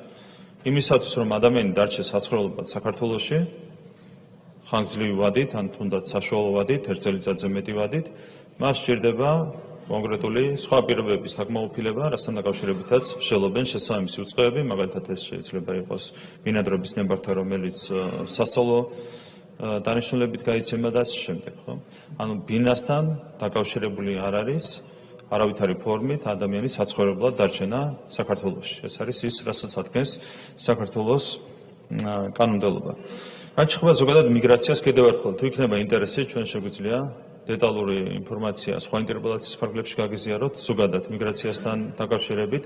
აქაც ხშირად მანიპულირებენ ხოლმე ციფრებით, 10%-ს ასახელებენ ხოლმე უცხოელების სტატისტიკაზე როცა საუბრობენ საქართველოში. რეალურად საქსტატმა დაასრულა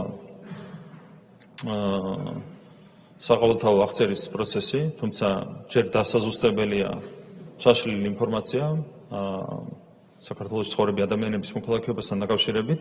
ერთი რაც განაცხადა დღემდე საქსტატმა არის ის, რომ მინიმუმ საქართველოს მოსახლეობაში საქართველოს მოქალაქეები არიან 93.4%. მინიმუმ.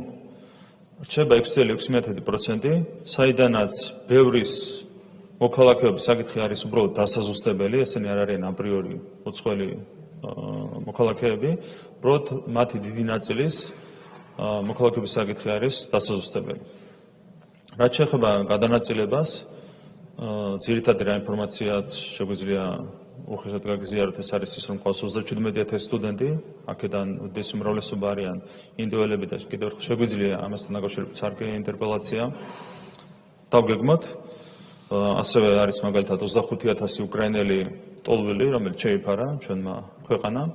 არიან ასევე სხვადასხვა ქვეყნიდან ადამიანები, რომლებიც საინფორმაციო ტექნოლოგიების სფეროში მუშაობენ, მათში აქვს მნიშვნელოვანი წვლილი ჩვენი ეკონომიკის განვითარებაში და მათი წვლილიც არის იმაში, რომ საქართველოში ეს სექტორი განსაკუთრებით სწრაფად ვითარდება და შეაქვს ამ სექტორს განსაკუთრებული წვლილი ჩვენი ეკონომიკის წინსვლაში. და ამ კუთხით თქვენ იცით, რომ ერთადერთი სფეროა, სადაც ჩვენ გავამარტივეთ ბინადრობის ნებართვების გაცემა. ეს არის საინფორმაციო ტექნოლოგიების სფერო, რაც ძალიან მნიშვნელოვანია ეკონომიკის ამ სექტორის განვითარებისთვის და აქ ისიც უნდა აღინიშნოს, რომ ეს არის ისეთი სეგმენტი უცხოელი მოქალაქეების, რომლებსაც საქართველოს უსაფრთხოებისთვის არავითარი პრობლემები შექმნა არ შეუძლიათ და ეს ყველაფერი არის დასხეული. კიდევ ერთხელ, თუ დეტალური ინფორმაცია იქნება საჭირო საიმიგრაციო პოლიტიკასთან დაკავშირებით, შეგვიძლია ცალკე ინტერპელაცია დავუთმოთ ამ საკითხს. ბატონო? სტუდენტები შეგვიძლია ცალკე განვიხილოთ. კიდევ ერთხელ, რა არის რაოდენობა, რაოდენობა კი ვთქვით, მაგრამ როგორია სტატისტიკა, ჩაშლილი სტატისტიკა და რა არის ეკონომიკაში წვლილი, რა არის დასაქმებაში წვლილი, ბიუჯეტში წვლილი, ეს ყველაფერი შეგვიძლია დეტალურად განვიხილოთ და ამის საფუძველზე შეგვიძლია მივიღოთ გადაწყვეტილებები სახელმწიფო პოლიტიკის გაგრძელებასთან დაკავშირებით. რეალურად ზოგადად შემიძლია გითხრათ, რომ ეკონომიკაში წვლილი არის საკმაოდ დიდი და ახლობით შარშან ზუსტად უпростоრად ეკონომიკაში წვლილი იყო 1,200,000,000 ლარი მარტო სამედიცინო სტუდენტების ნაწილში. ეს არ არის პატარა მაჩვენებელი, დანარჩენზე უფრო დეტალური ინფორმაცია შეგვიძლია გაგიზიაროთ. რაც შეეხება დავების განხილვის საკითხს, ბრიტანული სამართლის ქვეშ, რა თქმა უნდა, თვითონ პროექტი ხორციელდება ქართული კანონმდებლობის ქვეშ საქართველოში, ანუ შესაბამისი დეველოპერული პროექტი ხორციელდება საქართველოს კანონმდებლობის შესაბამისად. თუ წარმოიშვა დავა ორ მხარეს შორის, ანუ საქართველოს სახელმწიფოსა და კომპანია გილჰილს შორის, ამ შემთხვევაში მოქმედებს ბრიტანული სამართალი ხელშეკრულების თანახმად და ესეც არის მიღებული პრაქტიკა და კონკრეტულად ციურიხის არბიტრაჟის მიერ განიხილება შესაძლო ნებისმიერი დავა. ეს არის გათვალისწინებული ამ ხელშეკრულებით, რომელიც არის დადებული საქართველოს სახელმწიფოსა და კომპანია Eagle Hills შორის. რაც შეეხება ევროინტეგრაციის საკითხს, ბატონო თავმჯდომარე, თქვენი ნებართვით, მაინც მოკლედ შევეხები ამ თემას, მიუხედავად იმისა, რომ გასცდა ინტერპელაციის ფარგლებს. მე მინდა შეგახსენოთ, რომ ჩვენ არ შეგვიჩერებია არავითარი ევროინტეგრაციის პროცესი. დოკუმენტურადაც დაადასტურა ევროკავშირმა, რომ 2024 წლის 27 ივნისს ევროკავშირმა შეაჩერა დიალოგი საქართველოსთან, რაც არ ქონდა არავითარი საფუძველი. ანუ დოკუმენტური ის, რაც არაერთხელ საჯაროდ განაცხადეს, ძირითადად ამაზე საუბრობდა ხოლმე ევროკავშირის ელჩი, ის უკვე წერილობით დოკუმენტურადაც დაადასტურეს. 2024 წლის 27 ივნისს თავად ევროპულმა ბიუროკრატიამ მიიღო გადაწყვეტილება საქართველოსთან დიალოგის შეჩერების თაობაზე, რაც იყო უკიდურესად უსამართლო გადაწყვეტილება ქართველი ხალხის მიმართ. და შემდეგ გამოაცხადეს უტიფრად, რომ თითქოს ჩვენ შევაჩერეთ ის, რაც მათ უკვე ივნისში ჰქონდათ შეჩერებული.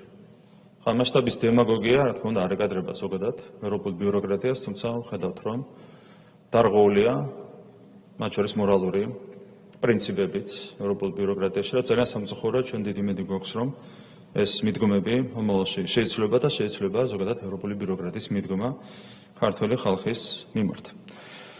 რაც შეეხება საქართველოს საგარეო პოლიტიკურ ორიენტაციას, ის არის საქართველოს კონსტიტუციაში ასახული, და მე მინდა შეგახსენოთ, რომ შესაბამისი ჩანაწერი საქართველოს კონსტიტუციას დაემატა სწორედ ჩვენი ხელისუფლების ძალისხმევით და ისიც მინდა შეგახსენოთ, რომ მაშინ ოპოზიციამ ამ ჩვენ ძალისხმევას ხარი არ დაუჭირა. ყველაფერი არის ნათელი, ყველაფერი წერია საქართველოს კონსტიტუციაში, როგორია ჩვენი ორიენტაცია, რა გვინდა საგარეო პოლიტიკური კუთხით ეს წერია საქართველოს კონსტიტუციაში. კიდევ ერთხელ თუ მიდგომები შეიცვლება ევროპული ბიუროკრატიის მხრიდან, თუ გლობალური პოლიტიკური კონტექსტი შეიცვლება, ამ შემთხვევაში შესაძლებელი გახდება ყველა დასახული მიზნის მიღწევა, თუმცა დღეს ხედავთ, რომ გლობალური კონტექსტი არ არის ამ მიზნების შესრულებისკენ მომართული. როგორც ერთი, ისე მეორე მიმართულებით. თქვენ ხედავთ, როგორ ვითარდება ნატო-უკრაინის ურთიერთობები, რაც აისახება, რა თქმა უნდა, სხვა ქვეყნებზეც. ხედავთ კიდევ ერთხელ, როგორია ევროპული ბიუროკრატიის მიდგომა კონკრეტულად ჩვენი ქვეყნის მიმართ. იმედი ვიქონიათ, რომ ეს მიდგომები შეიცვლება, რაც შეეხება ჩვენს პოზიციას, ჩვენი პოზიცია არის ცხადი, ის არის დაფიქსირებული არა მხოლოდ საქართველოს კონსტიტუციაში, არამედ ის არის დაფიქსირებული ჩვენ საჯარო განცხადებებში და ეს ყველაფერი არის ჩვენი ქმედებების თავმდევი ნაწილი. აქედან გამომდინარე, მე ვფიქრობ, რომ ჩვენი საგარეო პოლიტიკური ორიენტირება არის აბსოლუტურად მკაფიო და ცხადი. დიდი მადლობა. მადლობა. Ačiū მადლობა ბოლო კითხვაზე პასუხის გაცემისთვის და უნდა დავაკორექტირო ჩემი განმარტება, რომელიც ქალბატონ მიკაფილფანს მივეცი. რეგლამენტს ვინაიდან ასე ვთქვათ ინტერპელაციის ახალ წესს ახლა პრაქტიკაში ვამკვიდრებთ. 159 მუხლის 13 პუნქტი ინტერპელაციის ზეპირ კითხვებს ეხება და რეგლამენტის მიხედვით ეს ზეპირი კითხვა შეიძლება არ იყოს დაკავშირებული წერილობით შეკითხვის თემატიკასთან. ერთ-ერთი წინაპირობა არის, რომ უფლებამოსილების ადრესატის უფლებამოსილების საკითხი იყოს მიკუთვნებული. ესეც კიდევ ერთხელ აჩვენებს, თუ რამდენად მათ შორის ოპოზიციაზე განსაკუთრებულად ორიენტირებული იყო ინტერპელაციის ახალი რეგულაციები, ასე რომ სამომავლოდაც ამის შესაძლებლობა გექნებათ, რომ ადრესატს თემატიკის მიღმა, თუმცა მის უფლებამოსილების ფარგლებში დაუსვათ კითხვა. ახლა გადავდივართ უკვე გამოსვლებზე, გთხოვთ რომ ანიშნოთ ასე ვთქვათ მოთხოვნით ვის სურს გამოსვლა 5 წუთიანი რეგლამენტი არის პოლიტიკური ჯგუფებისთვის და ასევე ფრაქციისთვის ვიწყებთ უმცირეს პოლიტიკური ჯგუფიდან და მივდივართ ბოლოს ფრაქციებით ევროპელ სოციალისტებს თუ სურთ გამოსვლა ვლადიმერ ბოჟაძე კი ბატონო ტრიბუნიდან 5 წუთიანი რეგლამენტი შემდეგ ხალხის ძალაც თუ გამოვა ბარემ ანიშნოთ კი ბატონო ფრაქცია საქართველოსთვის თუ ისარგებლებს შემდეგ გამოსვლის შესაძლებლობით ფრაქცია საქართველოსთვის თქვენს გამოხვალთ კი ბატონო და ქართული ოცნებაც სავარაუდოდ კარგით 5 წუთიანი რეგლამენტი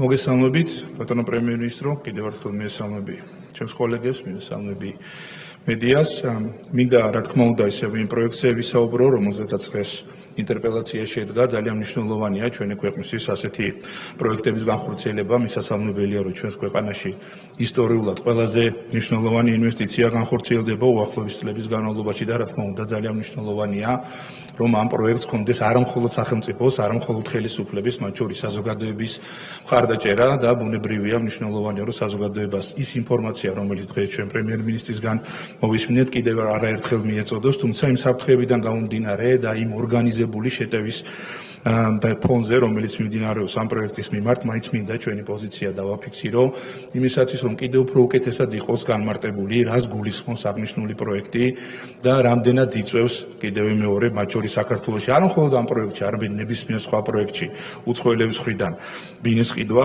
არ იწევს, როგორც თქვა უკვე აქ არც მოქალაქეობის მინიჭებას, არც გამარტივებული ბინადრობის მოწყობის მიღებას და შესაბამისად არანაირი საფრთხე ჩვენს ქვეყანაში ამ მიმართულებით უბრალოდ არ არსებობს, მით უმეტეს თუ გავითვალისწინებთ იმ დემოგრაფიულ სურათს, რომელიც ჩვენს გვაქვს და აქაც რა თქმა უნდა მინდა პრემიერ-მინისტრს ჩვენს კოლეგებს ვთხოვო, რომ დემოგრაფიულ პრობლემებზე ჩვენ ძალიან ბევრი რამ გვაქვს სამუშაო, ძალიან მძიმეა ის სტატისტიკა, რომელიც გვაქვს და თუ ჩვენ ხვალვე არ დავიწყეთ რეალურად როგორც მთავრობამ პარლამენტმა ამ თემებზე მუშაობა შესაძლებელია სურათი კიდევ უფრო მძიმე იყოს, თუმცა აქვე მინდა ბატონ პრემიერს ვთხოვო, რამდენად არის გონივრული ის რაც მე ჩვენს კითხვაშიც დავსვი, გავზარდოთ ზედაზღვარი, გულისხმობ 100.000 $100,000-იანი ზღვარი უცხოელებისთვის იმისათვის, რომ თუნდაც გამარტივებული წესით ჰქონდეთ საშუალება და უფლება ჩვენს ქვეყანაში მიიღონ ბინადრობის მოწმობა და ასევე ძალიან მნიშვნელოვანია და ალბათ ეს უკვე თხოვნა იქნება მათ შორის საკრებულოებთან მიმართებაში, არა მხოლოდ მთავრობასთან და ამ პროცესში ჩვენ მზათა ვართ ჩავერთოთ საპარლამენტო წარმომადგენლობა, რომ გენერალური განაშენიანების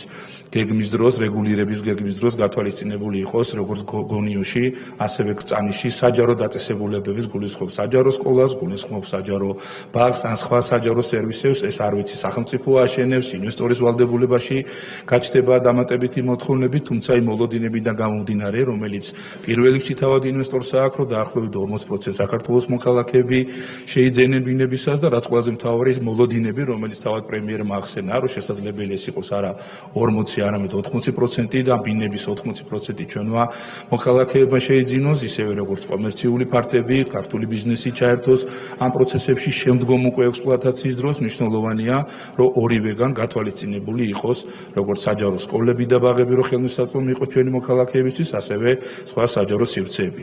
რაც შეეხება ზოგადად პროექტს, ბუნებრივია ეს პროექტი კიდევ ერთხელ მინდა გავიმეორო, არის ძალიან მნიშვნელოვანი ჩვენი ქვეყნისთვის, ჩვენი ქვეყნის ეკონომიკისთვის, როგორც დასაქმების თვალსაზრისით, აქ უკვე ითქვა, რომ 24,000 დროებითი სამუშაო ადგილი შეიქმნება, თუმცა როცა ჩვენ განათლების რეფორმაზე საუბრობთ, აქაც მნიშვნელოვანია ამ პროექტს რამდენად დაეწევა ჩვენი განათლების სისტემა და უზრუნველყოფს სწორედ მიუხედავად იმისა, რომ მათ შორის ინვესტორის ინტერესიც არის, რომ საქართველოს მოქალაქეები დასაქმდნენ, კვალიფიციური მუშახელი იყოს სწორედ საქართველოს მოქალაქეები, სწორედ მათ მიიღონ დამატებითი შემოსავალი და ყველაზე მთავარი აქ უკვე ითქვა, ფაქტობრივად გარანტირებული 8,000 უკვე მუდმივი სამუშაო ადგილი, სადაც ასევე ჩვენ დაგვჭირდება სხვადასხვა სპეციალობების ადამიანები და აქაც რა თქმა უნდა სახელმწიფო უნდა იყოს აქტიურად ჩართული, გადამზადდნენ ჩვენი მოქალაქეები, მიიღონ შესაბამისი კვალიფიკაცია და მიიღონ მერე უკვე შესაბამისი მაღალი ანაზღაურება. კიდევ ერთხელ ვაფიქსირებ ჩვენი პოლიტიკური გუნდის ხარდაჭერას აღნიშნული პროექტის მიმართ და კიდევ ერთხელ ვაფიქსირებ ჩვენ მზაობას ჩავერთოთ დეტალურად პროექტის განხილვაში, უკვე საკრებულოებთან ერთად და საზოგადოებასთან განხილვებში მას შორის მიიღოთ აქტიური მონაწილეობა. მადლობა და წარმატებებით ჩვენს ქვეყანას. მადლობთ პოლიტიკური ჯგუფ ხალხის ძალის სახელით ეკა სეფაშვილი 5 წუთი ტრიბუნიდან.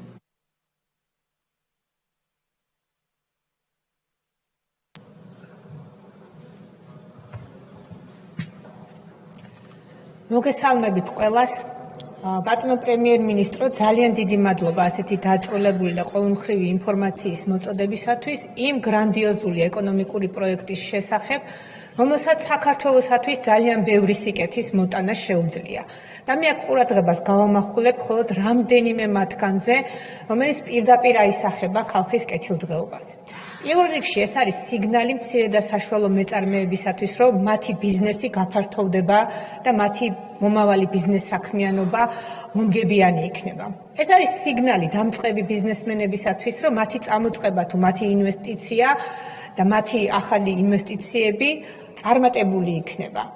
და ეს რას ნიშნავს? ეს ნიშნავს მეტ შემოსავლებს ბიუჯეტში, მეტ გარემონტებულ თუ ახლად აშენებულ ბაღს თუ სკოლას, მეტი ინფრასტრუქტურულ პროექტს, მეტი სპორტული თუ ტურისტული ინფრასტრუქტურა, ამბულატორიები სოფლად, მეტი რესურსი სოციალური პროგრამებისათვის და ასე შემდეგ. და ირიბად, რომელიც ერთი შეხედვით შეიძლება არ ჩანდეს ასე ამ პროექტის განხორციელების თანხმდენილად, ეს არის ასევე სიგნალი იმ სხვა საერთაშორისო ინვესტორებისათვის, რომლებიც სწორედ აი ამ პროექტის წარმატების განხორციელებით კიდევ ერთხელ დარწმუნდებიან, რომ საქართველოს უსაფრთხო ქვეყანაა, რომ ქვეყანაში საინვესტიციო კლიმატი კარგია და ღირს ამ ქვეყანაში დაბანდება, რომ ის ეკონომიკური ზრდა სწორედ ისე არის კოორდინირებული და ისე არის დაგეგმილი, რომ ეს საერთაშორისო ინვესტიციებისთვისაც არის მომგებიანი და ეს რა თქმა უნდა ისევ და ისევ საბიუჯეტო შემოსავლების გაზრდაში, მცირე საშუალო თუ მსხვილე ბიზნესის განვითარებაში აისახება და რა თქმა უნდა ჩვენი ქვეყნის ხალხის კეთილდღეობის უპირობო გაზრდაში აისახება. სწორედ აი ამას ეწინააღმდეგებიან ის მავნე ძალები, რომლებიც საქართველოში არიან დაბუდებული და მე მათ მხოლოდ და მხოლოდ აგენტურას უწოდებ, რატომღაც მათ რადიკალურ ოპოზიციად მოიხსენიებენ, მაგრამ ეს არ არის ოპოზიცია, არც რადიკალური და არც არანაირი. ეს არის აგენტურა, რომელიც ფინანსდება უცხო ქვეყნიდან და რომელიც მართულია უცხო ქვეყნიდან. და რა თქმა უნდა, მათ არავით არის სიკეთე საქართველოსათვის არ უნდა. მე როგორ დაარწმუნონ მოსახლეობა, რომ საქართველოში ყველაფერი ცუდად არის, რომ თურმე ქვეყანა არ ვითარდება. მაშინ ხო ვეღარაფრით დაარწმუნებენ ქართულ მოსახლეობას და საქართველოში მცხოვრებ ხალხს, რომ ქვეყანა თურმე ბნელით არის მოცული. სწორედ აი ამის ეშინიათ და სწორედ აი ამ დავალებას ასრულებენ და იბრძვიან იმ მმართველი გუნდის წინააღმდეგ, რომელიც სინამდვილეში ყველაფერს აკეთებს იმისათვის, რომ ქვეყანაში იყოს მშვიდობა, სტაბილურობა და უსაფრთხოება. სწორედ ის გარემო, რომელიც ასე საჭიროა ასეთი მსხვილი ეკონომიკური პროექტების განხორციელებისათვის. და სწორედ აი ამის არ მოხდენა უნდათ საქართველოში. მე წარმატებას ვუსურვებ, ბატონო პრემიერო, თქვენ და თქვენ გუნდს, ყველა იმ ადამიანს, ვინც ჩართულია ამ გრანდიოზული პროექტის განხორციელებაში და რა თქმა უნდა წარმატებას ვუსურვებ ქვეყანას. თუმცა ერთი ნეგატიური მომენტი მაინც არის. იმის მაგივრად, რომ ჩვენ ვიფიქროთ, რომ როგორ განვახორციელოთ ეს პროექტი საუკეთესოდ, რომ რაც შეიძლება მეტი სიკეთე და სარგებელი მიიღოს ქვეყანამ, ამის მაგივრად აქ გამოვდივართ და ვცდილობთ, რომ აი ამ აგენტურას გავცეთ პასუხი, რომ ხალხი, რომელიც პანიკაში ჩავარდა მათი ტყუილი ნარატიების და მათი დეზინფორმაციის და დემაგოგიის გამო, რომ როგორმე დავამშვიდოთ. ბატონო პრემიერო, ხალხის ძალის სახელით ჩვენ ასეთი ინიციატივა გვაქვს განსახილველად თუ წარმოგიდგენთ და კარგი იქნება, ჩვენ ვფიქრობთ, რომ ასეთი მიდგომის შესახებ ვიმსჯელოთ და ვიფიქროთ. ხომ არ იქნება კარგი, რომ ეს ხელშეკრულება გავასაჯაროვოთ, ოღონდ რა თქმა უნდა, ყველა საიდუმლო კომერციული ინფორმაციის ისევ და ისევ კონფიდენციალურად შენახვისათვის, იმის გამო, რომ ბოლო მოეღოს ამ უსაფუძვლო, უსაგნო კრიტიკას და დეზინფორმაციას საზოგადოებაში, რათა საზოგადოების ის ნაწილი, რომელიც გულწრფელად შეშინდა და რომელსაც მართლა გონია, რომ რაღაცა საშინელება შეიძლება მოხდეს საქართველოში, რომ ეს ხალხი დამშვიდეს. აი ჩვენი ხალხის ძალის სახელით აი ეს ინიციატივა გვაქვს და გთხოვთ, რომ ამ ინიციატივის განხილვაზე ვიფიქროთ.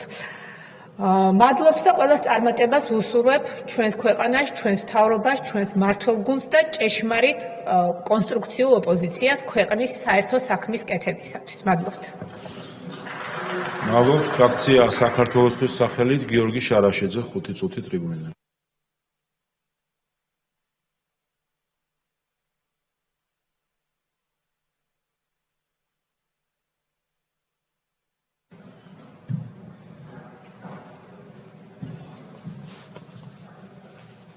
მოგესალმებით. პირველ რიგში კომპლიმენტით მინდა დავიწყო ბატონ მოხსენებელთან. ძალიან კარგად გამოსდის კონკრეტული სამშენებლო კომპანიის, ასე ვთქვათ, გნებავთ კაპიტოების, გნებავთ მარკეტინგის მენეჯერობა და მინდა მოუწოდო ამ სფეროში ჩართულ ბევრ ადამიანს საქართველოში განსაკუთრებით დაკვირვებით მოусმინონ და უყურონ ბატონი კობახიძის გამოსვლას, როგორი ენთუზიაზმით საუბრობს იმ დაგეგმილ მოგებაზე, რაც შეიძლება ამ კომპანია იგილ ხილსმა შეიძლება მიიღოს საქართველოში განხორციელებული პროექტების შედეგად.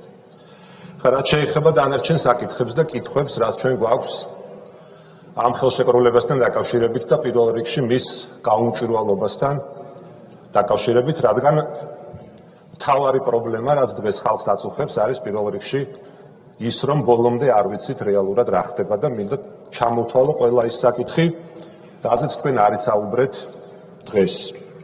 პირველ რიგში უმთავრესი თემა გახლავთ მიწის ღირებულება.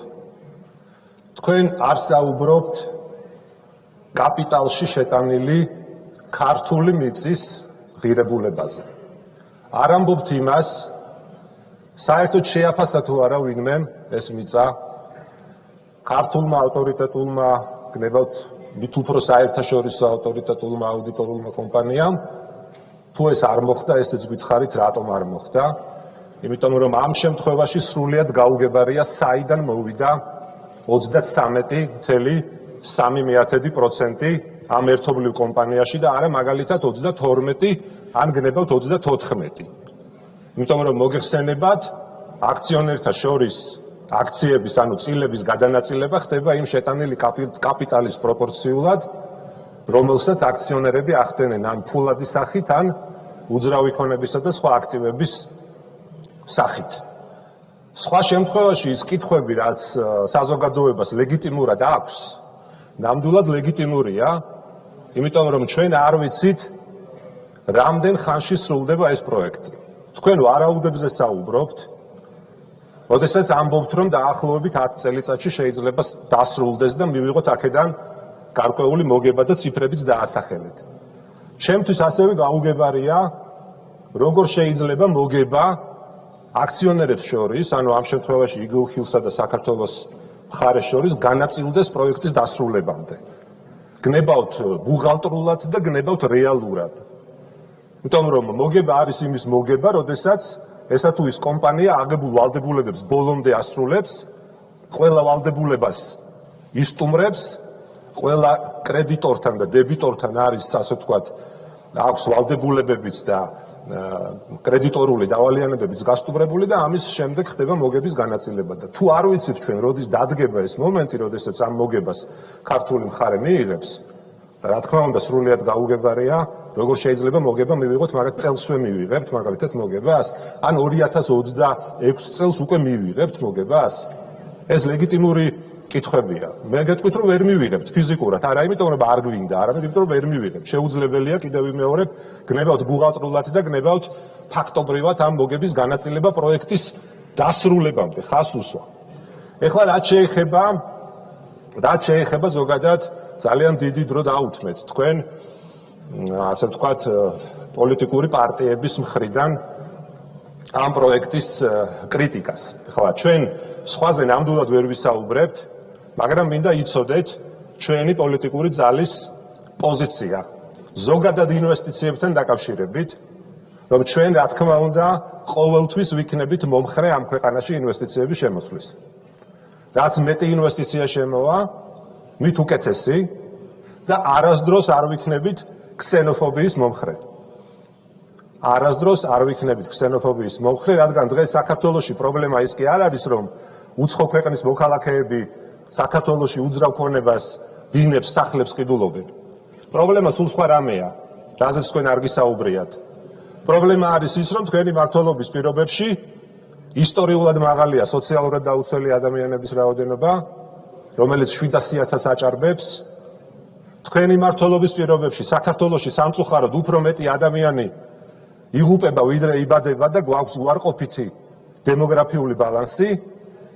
და თქვენი მმართველობის, თქვენი 30 წამი დაალო. 30 წამი. ყველაზე მეტი ადამიანი გარბის ამ ქვეყნიდან ემიგრაციაში, იმიტომ რომ შეუძლებელია აქ მათ იპოვონ შესაბამისი რესურსი საკუთარი ოჯახების სარჩენად. ეს არის პრობლემა და არა ის, რაზეც თქვენ საუბრობთ, გასაგებია რომ ოპოზიციურ პარტიებზე დაყრდნობით, მაგრამ საუბრობთ რომ თითქოს პრობლემა აქ არის ის, რომ უცხოელები ყიდულობენ უძრავ ქონებას საქართველოში. და კიდევ ერთი კითხვა თუ შეიძლება დამიმატეთ, ამის დავასრულებ, რაც ეხება ინვესტიციის სტრუქტურას. ჩვენ გვაინტერესებს ეს 6.6 მილიარდი დოლარი როგორ არის განაწილებული. რას გულისხმობ? რა წილი აქვს ამ ინვესტიციაში, მაგალითად საბანკო სესხებს და არის თუ არა გათვალისწინებული ის, რომ კომპანიამ ანუ ინვესტორმა შეიძლება აიღოს სესხი და ეს არ იყოს მისი პირადი შენატანი კაპიტალში. რა წილი აქვს უშუალოდ პირდაპირ უცხოურ ინვესტიციას? ბოლო 30 წამსაც დაგემატებთ და რამ საერთო ახალ შეპესეში, ასე ვთქვათ, შეტანილ პირდაპირ ინვესტიციას და რა წილი აქვს წინასწარ გაყიდვებს. იმიტომ რომ ჩვენ უნდა გვესმოდეს, რომ თუ აქ პირდაპირი უცხოური ინვესტიციების წილი არის გაცილებით ნაკლები, მაშინ ჩვენ აღარ საუბრობთ უკვე ინვესტიციებზე და საუბრობთ სრულიად სხვა მოდელზე. ამიტომ ეს რელევანტური კითხვები არსებობს და სანამ, კიდევ ვიმეორებ, სანამ ხალხს არ ექნება ბოლომდე პასუხები ამ კითხვებთან დაკავშირებით,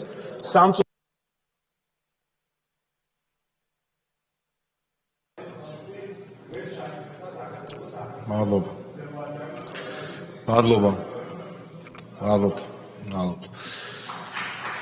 ფრაქცია ქართული ოცნების სახელით ირაკლი გერცხალია 5 წუთი. ჩვენ კოლეგებო შემდეგ გვექნება დასკვნითი სიტყვის შემდეგ შესვენება 2 საათამდე დაახლოებით შევისვენეთ 9 საათი და გავაგრძელებთ მე როგორ მეორე საკითხი. პირველ რიგში ბატონო პრემიერო, დიდი მადლობა ამ უწურავი პასუხებისთვის. კიდევ ერთხელ ჩვენმა საზოგადოებამ აქ საკანონმდებლო ორგანოდან, ამ უმაღლესი ტრიბუნიდან მოისმინა ამ უწურავი პასუხი ყველა იმ კითხვაზე, რაც საზოგადოებას ჰქონდა და მათ შორის ისეთ კითხვებზე, რომელიც ისე ვთქვათ, შევადგინეთ და გამოვაგზავნეთ თქვენთან, რომელი კითხვების ირგვლისა და თემების ირგვლივაც ცდილობდნენ ეს აგენტები პირდაპირ მნიშვნელობით შეექმნათ რაღაც სპეკულაცია და ესპეკულირათ. დიდი მადლობა კიდევ ერთხელ დარწმუნებული ვარ, რომ ის რო ახმები ის დათესვასაც ცდილობენ საბოლოოდ გაქარწყდა კიდევ ერთხელ აქ ამ ტრიბუნიდან. ეხლა რაც შეეხება ჩვენს წინა გამოსვლას, ჩვენ როდესაც თქვენ მეგობრებო, თქვენ მოგმართავთ, შემოხვედით აქ პირველად, ჩვენ გითხარით შემდეგი რამ, რომ ყოველ დღე მოგიწევთ თავის მართლება, რომ არ ხართ ნაცები. კოლექტიური ნაცები, იგივე აგენტები და მათი შთამომავლები. ყოველ დღე. ეხლა მეორე, რაც მოგიწევთ ასევე გაეცდოთ კულტურის ქცევის წესებს. ამაში პირველში ჩვენ ვერ დაგეხმარებით აქ თავის მართლებაში, მაგრამ აი ამ კულტურაში და რომ შეიგრძნოთ სათხართ რეალურად და როგორ უნდა ილაპარაკოთ, ამაში ნამდვილად დაგეხმარებით, ამის პირობას გაძლევთ. ეს მეორე. მაგრამ რთულია ჩვენ დაგეხმარებით, იმიტომ რომ ეს ამოდის აქ გამომდინარეობს აღზრდიდან. იმიტომ რომ გამოდიხართ ამ ტრიბუნასთან, ესმის რომ რაღაც სიახლეა თქვენთვის, ძალიან რთულია ღმერთმა დაგვიფაროს თითოეულ ჩვენთაგას და ღირსეულ ქართულს რომ თქვენ მდგომარეობაში წარმოვიდგინოთ ზოგადად თავი. მასაც თქვენ წარმოადგენთ როგორც ძალასაც. როდესაც პოლიტიკურ ძალაზე საუბრობთ და ჩვენი პოლიტიკური ძალა, რომ სირცხვილია. კიდევ ერთხელ, რამდენიც აუდა ისაუბროთ, მოგიწევთ. აი ახლა თქვენ დღეს აი თქვენი გამოსვლით ეცადეთ რომ თავი გემართლებინათ რომ არ ყოფილიყავით ნაცები. არ გამოგივიდათ მეგობრებო მოგილოცავთ. რაც შეეხება კულტურას, ჩვენ აუცილებლად დაგეხმარებით რომ უფრო კულტურულად მოიქცეთ თქვენი რიტორიკით, მიმართვის წესით და ასე შემდეგ. ამის პირობას ჩვენ გაძლევთ. კიდევ ერთხელ ბატონო პრემიერო და ბოლოს მე მინდა უმრავლესობის სახელით უპირობო მხარდაჭერა ჩვენი ქვეყნის მიმართ თითოეულ ნაბიჯში, რომელიც იქნება გადადგმული ჩვენი ქვეყნის კეთილდღეობისთვის. თითოეულ ნაბიჯში უპირობო მხარდაჭერა მთელი უმრავლესობის სახელით და კიდევ მეუბრუნდები, რაც შეეხება ლობირებას კულტურასთან დაკავშირებით, როდესაც თქვი ბატონთან მიმართებით, ეგრეთ წოდებულ პოლიტიკურ ჯგუფთან, თანაყოფთან, რაც შეეხება ლობირებას, უსამშობლომ არ იცის, რას ნიშნავს ქვეყნის ლობირება. მხოლოდ მერკანტილური აზროვნების მქონე ადამიანმა იცის ის, რაც თქვენ თქვით. და როდესაც აი ესე საუბრობთ და ესე შეურაცხყოფელად საუბრობთ, ხო, ამაზე გაგეცით პასუხი. ერთი იცოდეთ და ამასაც ვერ გასწავლით ჩვენ, რომ ლობირება არის ქვეყნის და სამშობლოსი. ეს არის ყველაზე მთავარი, ამას დანახვა უნდა, ამას შეგრძნება უნდა და ამას უნდა ცოდნა თუ რა არის სამშობლო. დიდი მადლობა. მადლობთ. პრემიერს სულ დასკვნითი სიტყვა გთხოვთ.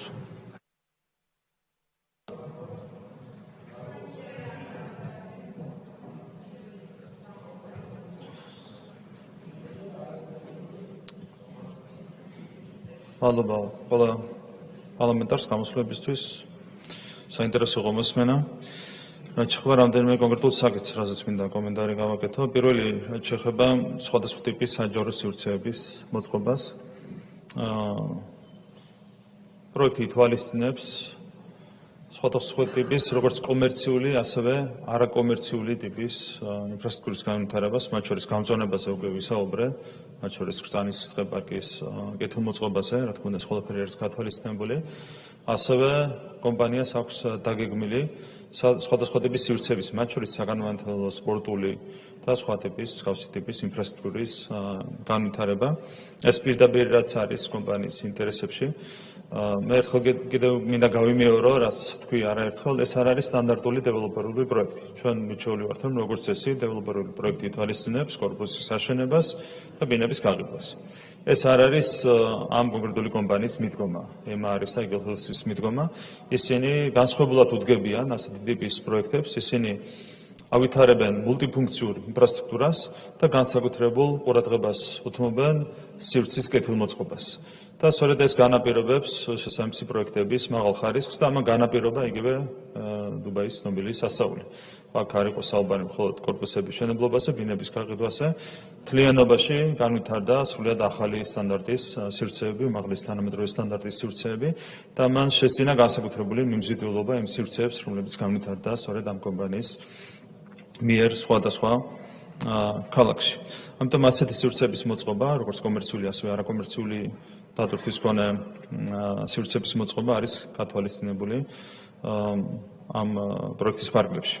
რაც შეეხება ხელშეკრულების ნაწილობრივ გასაჯაროებას, რეალურად ეს არის ის, რაც უკვე გავაკეთეთ. რეალურად ყველა პრინციპული საკითხი საზოგადოებისთვის არის ცნობილი, თუმცა ჩვენი პროექტის ოპონენტები მაინც არ არიან ამით კმაყოფილი, არ ვიცი, როგორ შეიძლება შევქნათ მათი კმაყოფილების უფრო მაღალი დონე, რა ვიცი, ვესწრებით მაქსიმალურად მომავალში. რაც შეეხება საზოგადოებისთვის ინფორმაციის გაზიარებას, მე არ ვიცი, სად გადის ზღვარი საზოგადოებისთვის ინფორმაციის მიწოდებასა და მარკეტინგ შორის. ესეც კოორდინირებული მესიჯია, რომ თითქოს ჩვენ ვართ დაკავებული ამ პროექტის მარკეტინგით. ჩვენ საზოგადოებას უზიარებთ დეტალურ ინფორმაციას ამ პროექტთან დაკავშირებით, როდესაც სათქმელი არაფერია, ნუ რა თქმა უნდა, რაღაც ზოგადი მესიჯებით უნდა შემოიფარგლო. მე არაერთხელ მოვისმინე სატელევიზიო, ასე ვთქვათ, გამოსვლები სოციმედიაში გაშვებული, ასე ვთქვათ, ვიდეო რგოლები და ამ შემდეგ, რასაც ჩვენი ოპონენტები ატრიალებენ ამ პროექტთან დაკავშირებით. მათ შორის მოვისმინე კომენტარები იმ ვიდეო რგოლთან დაკავშირებით, რომელიც პირადად მე გავავრცელე. საერთოდ არ შედიან შინაარსში. თუ შედიან, იტყუებიან, როგორც გვეთქვია, 10 წლის თავზე მოგება და ეს არის ცოტა და ამ შემდეგ. ანუ ტყუილების მიღმა ვერ გადიან. მე არც ერთხელ არავისგან არ მომისმენია კომპეტენტური შეფასება იმისა, რაც ჩვენ საზოგადოებას გავაცემთ. არც ერთი კომპეტენტური შეფასება. არც სატელევიზიო ეთერში და არც სოციმედიაში. არც ერთი ხო შეეძლოთ დეტალურად დაეღოთ და გაერჩიათ. მაგალითად, იქნებ გადაჭარბებულია ჩვენი განცხადება ეკონომიკურ ეფექტთან დაკავშირებით. იქნებ გადაჭარბებულია ჩვენი განცხადება ბიუჯეტში შენატანებთან დაკავშირებით, პროექტის მოგებასთან დაკავშირებით და ამ შემდეგ. ხო შეიძლება კომპეტენტური მსჯელობა გაშალო ამაზე. არც ერთი კომპეტენტური მსჯელობა არავისგან. გამოდიან მათ შორის ესეთი სტატუსებით არიან წარმოდგენილი ადამიანები, ზოგი არის რაღაც ყოფილი ეკონომიკის მინისტრის მოადგილე, ზოგი არის რაღაცა სამოქალაქო აქტივისტი, ეგრეთ წოდებული და ამ შემდეგ, ზოგი ასეთი, ზოგი ისეთი, ზოგი ეკონომისტია, ზოგი ფინანსისტი, არც ერთი ადამიანისგან მე არ მომისმენია ამ ჩვენი ინფორმაციის დეტალური კომპეტენტური გარჩევა. არ შედიან საერთოდ თემაში. ერთ-ერთი გადაცემა იყო 9 საათიანი ერთ-ერთ ოპოზიციურ არხზე. გადაცემაში ანონსში თქვეს, რომ მათი მიზანი იყო ამ ვიდეო რგოლის გარჩევა. და 9 საათი ისე ისაუბრეს, რომ საერთოდ არ გაურჩევიათ. აქედან ჩანს, რომ სათქმელი არ აქვს არაფერი. დანარჩენი არის ზოგადი გზავნილები. ადრე იყო რუსული კანონი, ახლა არის არაბული ქალაქი, აი აქამდე არიან დასული. ორი სიტყვა შეუძლიათ ატრიალონ, მესამე სიტყვას უკვე ვერ გადადიან. ეს არის ჩვენი ოპონენტების კომპეტენცია. რაც შეეხება მიწის ღირებულებას და ზოგადად რატომ 33% და ამ შემდეგ. დეტალებში რო არ შევიდეთ, ეს რამეს ვიტყვი. ისედაც ეცოტავება ჩვენს ოპონენტებს ის მოგება, რომელსაც იღებს კომპანია იგელჰელსი ამ პროექტიდან. მათ უკვირთ, როგორ შეიძლება კომპანიამ ჩადოს 6.6 მილიარდი დოლარი ინვესტიცია და ამოიღოს მხოლოდ 2.2 მილიარდი დოლარი, საიდანაც მისი არის კონკრეტულად 1.5 მილიარდი დოლარი. ანუ ეს უგვირთ, რომ 6.6 მილიარდი დოლარი ჩადო და მხოლოდ 1.5 მილიარდი დოლარი ამოიღო. სინამდვილეში ეგრეთ წოდებული აერარი, ანუ ამონაგები ინვესტიციიდან არის 23% და როგორც უკვე თქვი, ოპტიმალური ზღვარი არის 25%. და ზუსტად დაახლოებულია 23%-თან. როდესაც ჩვენ მოლაპარაკებებს ვაწარმოებდით, რა თქმა უნდა, ვითვალისწინებდით პირველ რიგში სწორედ ამას. რა არის კომპანიის ოპტიმალური ამონაგები ინვესტიციიდან, იმისათვის რომ ის დაინტერესდეს რეალურად ინვესტიციის შადებით. და გამომდინარე იქიდან, რომ სწორედ ამ 1/3, 2/3-ის განაწილების პირობებში კომპანია Eagle Health-ის ამონაგები ხდებოდა რაციონალური და ამ შემთხვევაში მას უღირდა ინვესტიციის ჩადება. სწორედ ამის გათვალისწინებით ჩვენ შევჯერდით საბოლოო ჯამში ამ პირობას, რომ 33.3% მოდის ქართულ მხარეს და 66.7% რჩება კომპანია Eagle Health. ამ შემთხვევაში გადიოდა კომპანია 23%-იან აერარზე, რაც არის ოპტიმალური მაჩვენებელი. აქედან გამომდინარე, ნებისმიერ ფინანსის ეკონომიკის შეგიძლიათ აჩვენოთ ეს ხელშეკრულება, შეგიძლიათ შეაფასებინოთ რა არის კომპანიის აერარი და დაგიდასტურებთ, რომ აბსოლუტურად რაციონალურად გადანაწილდა დივიდენდი ორ მხარეს შორის. და მთავარი შეფასების კრიტერიუმი სწორედ ეს იყო. როდესაც მათ შორის საუბრობდით ჩვენი შენატანის, ანუ მიწის სანაცვლოდ მისაღებ დივიდენდზე, ხო? გამომდინარე იქიდან, რომ 23%-ზე გადიოდა აერარის ნაწილში კომპანია, ჩვენ დავთვალეთ ამ პირობას 1:2-ზე პროპორციით დივიდენდის გადანაწილებას. რეალურად რო ავიღოთ ცალკე აღებული მიწის აღიარებულება და რო ავიღოთ დივიდენდის მოცულობა, შეიძლება ცალსახად ითქვას, რომ ჩვენ გავედით ოპტიმალურ შედეგზე, იმის მაქსიმუმზე, რაც შეიძლებოდა მიგვეღო. და მე მინდა მადლობა გადაუხადო ეკონომიკის მინისტრს, რომელიც დანიშნვის მხრიდან აქტიურად ჩაერთო ამ მოლაპარაკებებში, მინისტრის მოადგილეს, ბატონ ირაკლი ნადარეიშვილს, რომელიც უშუალოდ იყო ჩართული ამ მოლაპარაკების პროცესში. სწორედ მათი ძალისხმევის შედეგია ის, რომ ჩვენ გავედით ოპტიმალურ შედეგზე, მათ შორის დივიდენდის ნაწილში. და მე შემიძლია ყველას გითხრათ, ეს არის ჰიპოთეტურია თუ არა ჰიპოთეტური, შეგიძლიათ სცადოთ აიღოთ ნებისმიერი ასეთი ტიპის აქტივი, ასეთი აქტივები აქვს ჩვენს ქვეყანას. ეტავ კიდევ ერთი კომპანია არსებობს, რომელიც ასეთ აქტივს წაიღებს და 33%-ს დაუტოვებს სახელმწიფოს. და თქვენ თუ ამაზე მეც წამოიღებთ, არ შეგვიძლიათ დაგაჯილდოვოთ რაიმე ორდენით. რეალურად ეს ხო ოპტიმალური მაჩვენებელი. გამომდინარე იქიდან, რომ 23% კიდევ ერთხელ გავიმეორებ, რომ ეს 23% ამ პროექტის ოპონენტებს ეცოტავებათ და კიდევ ერთხელ უწუნებენ მოჰამედ ალაბარს და კომპანია Eagle Health მოგების გაანგარიშებას. ისინი აცხადებენ, რომ მეტი მოგება უნდა წამოიღო. და რეალურად 23% არის ოპტიმალური მაჩვენებელი და ამ ოპტიმალურ მაჩვენებელში ერთ-ერთი რაც შეაქვსრული არის სწორედ ის, რომ 33-66-ზე გადანაწილდა პროპორციები ქართულ მხარესა და Eagle Health შორის. რაც შეეხება პროექტის განხორციელების ვადებს, ჩვენ როდესაც ვაუბრობთ 10 წელიწადზე, აქ გვაქვს აღებული მაქსიმალური ვადა, 10 წლიანი ვადა. შეასრულებელი ამ პროექტის დასრულება სადღაც 6 წლის პერიოდშიც. რო უთხრათ საზოგადოებას და გაგიზიაროთ ეს ინფორმაცია, მინიმალური ხანგრძლივობა პროექტის განხორციელების არის 6 წელი, მაქსიმალური 10 წელიწადი. რა თქმა უნდა, სხვადასხვა ფაქტორზე იქნება ეს ყველაფერი დამოკიდებული. თავად კომპანიის ინტერესშია, რა თქმა უნდა, მაქსიმალურად შემჭდროებულ ვადებში განხორციელდეს ეს პროექტი. რაც შეეხება დივიდენდის განაწილებას, ამასთან დაკავშირებით გადაწყვეტილებას იღებს ერთობლივი კომპანიის საბჭო, რომელშიც ქართული მხარე არის უშუალოდ წარმოდგენილი თავისი წევრებით. ასევე ქართული მხარე კომპანიაში, ერთობლივ კომპანიაში არის წარმოდგენილი დირექტორის მოადგილით, ანუ ჩვენ უშუალოდ ვართ ჩართული გადაწყვეტილების მიღების პროცესში, რაც ერთ-ერთი მნიშვნელოვანი პუნქტი იყო, რომელიც ჩაიდო ამ ხელშეკრულებაში.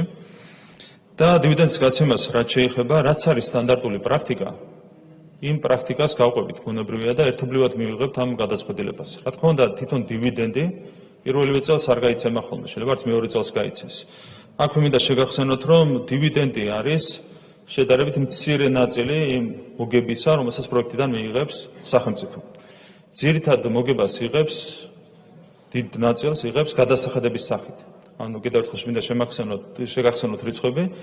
დაახლოებით 500 მილიონი არის რასწავლოდებით გადასახადების სახით, რაც პირველივე წლიდან დაიწყება, როგორც პროექტის განხორციელება დაიწყება, მაშინ მიიღებს გადასახადების სახით ამ შენატანს ბიუჯეტში, სახელმწიფო და საშუალოდ ეს იქნება 500 მილიონი წელიწადში, ეს დაიწყება პირველივე წლიდან და რა თქმა უნდა ეს 2 მილიარდი, რომელზეც საუბრობთ, ეს არის დამატებითი მოგება, რომელსაც მიიღებს სახელმწიფო.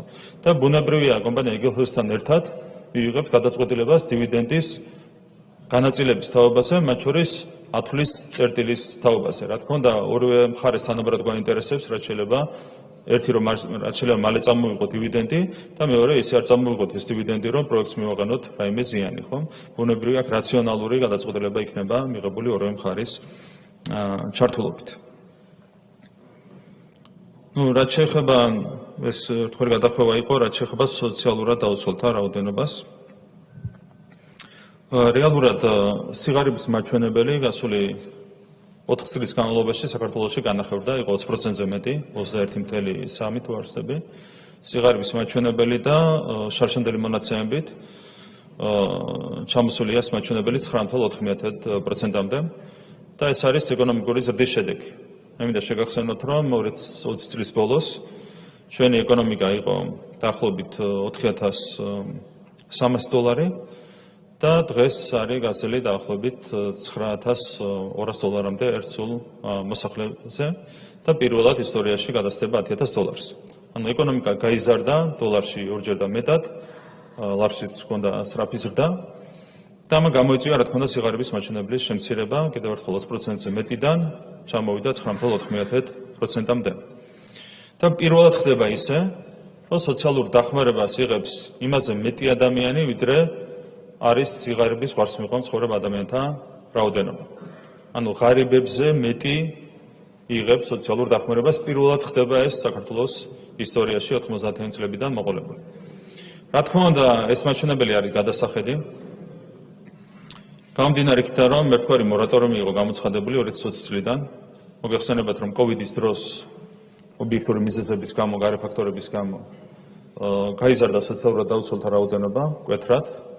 მაშინ ჰქონდა სერიოზული ეკონომიკური პრობლემები, ეკონომიკა შემცირდა 6.9%-ით 2020 წელს. ამან გამოიწვია ბუნებრივია ბიუჯეტში პრობლემები, სოციალური პრობლემები და გაიზარდა სოციალურად დაუცველთა რაოდენობა და მას შემდეგ ერთგვარი მორატორიუმი იყო გამოცხადებული, შესაბამისად არ აკლდებოდა რაოდენობა, ემატებოდა. თუმცა მას არ აქვს კავშირი მოსახლეობის სოციალური მდგომარეობის გაუარესებასთან.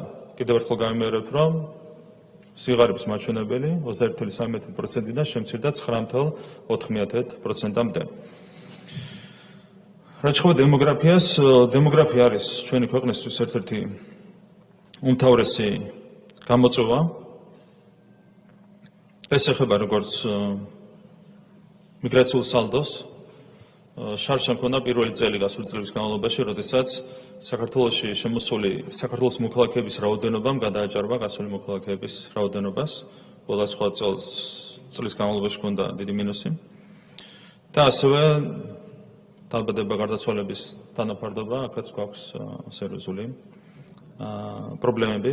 ანუ როგორც ბუნებრივი მატების ნაწილში, ასევე მიგრაციის ნაწილში გვაქვს, რა თქმა უნდა, სერიოზული გამოწვევები. თუმცა ეს ცალკე საკითხია და ამასთან დაკავშირებით შეგვიძლია ცალკე პროცედურის ფარგლებში, ინტერპელაციის ფარგლებში დეტალურად ვიმსჯელოთ კომპლექსურ მიდგომას საჭიროებს ამ საკითხის გადაჭრა ჩვენი ქვეყნისთვის. ჩვენ რას თავარია გვაქვს კაცრი მიგრაციული პოლიტიკა, რაც გვაძლევს ჩვენი ეროვნული ინტერესების დაცვის შესაძლებლობა და რა თქმა უნდა ამ მიდგომით გავახსენებთ მომავალშიც მუშაობას. რაც შეეხება იმას თუ როგორ შემოდის კომპანია თანხებით, იგელჰელსი თანხებით და როგორ ნაწილდება 6.6 მილიარდი დოლარი. სწორედ ეს არის არსებითად კომპანიის საქმე. ანუ რა შემოაქვს პირდაპირ ინვესტიციის სახით, ძირითადად სამი ძირითადი წყაროა, ხო? ეს არის პირდაპირ ინვესტიცია, რასაც დებს უშუალოდ კომპანია. მეორე ეს არის კომერციული სესხები, რომელსაც იზიდავს, ბუნებრივია ეს არის ერთ-ერთი შემადგენელი ნაწილი.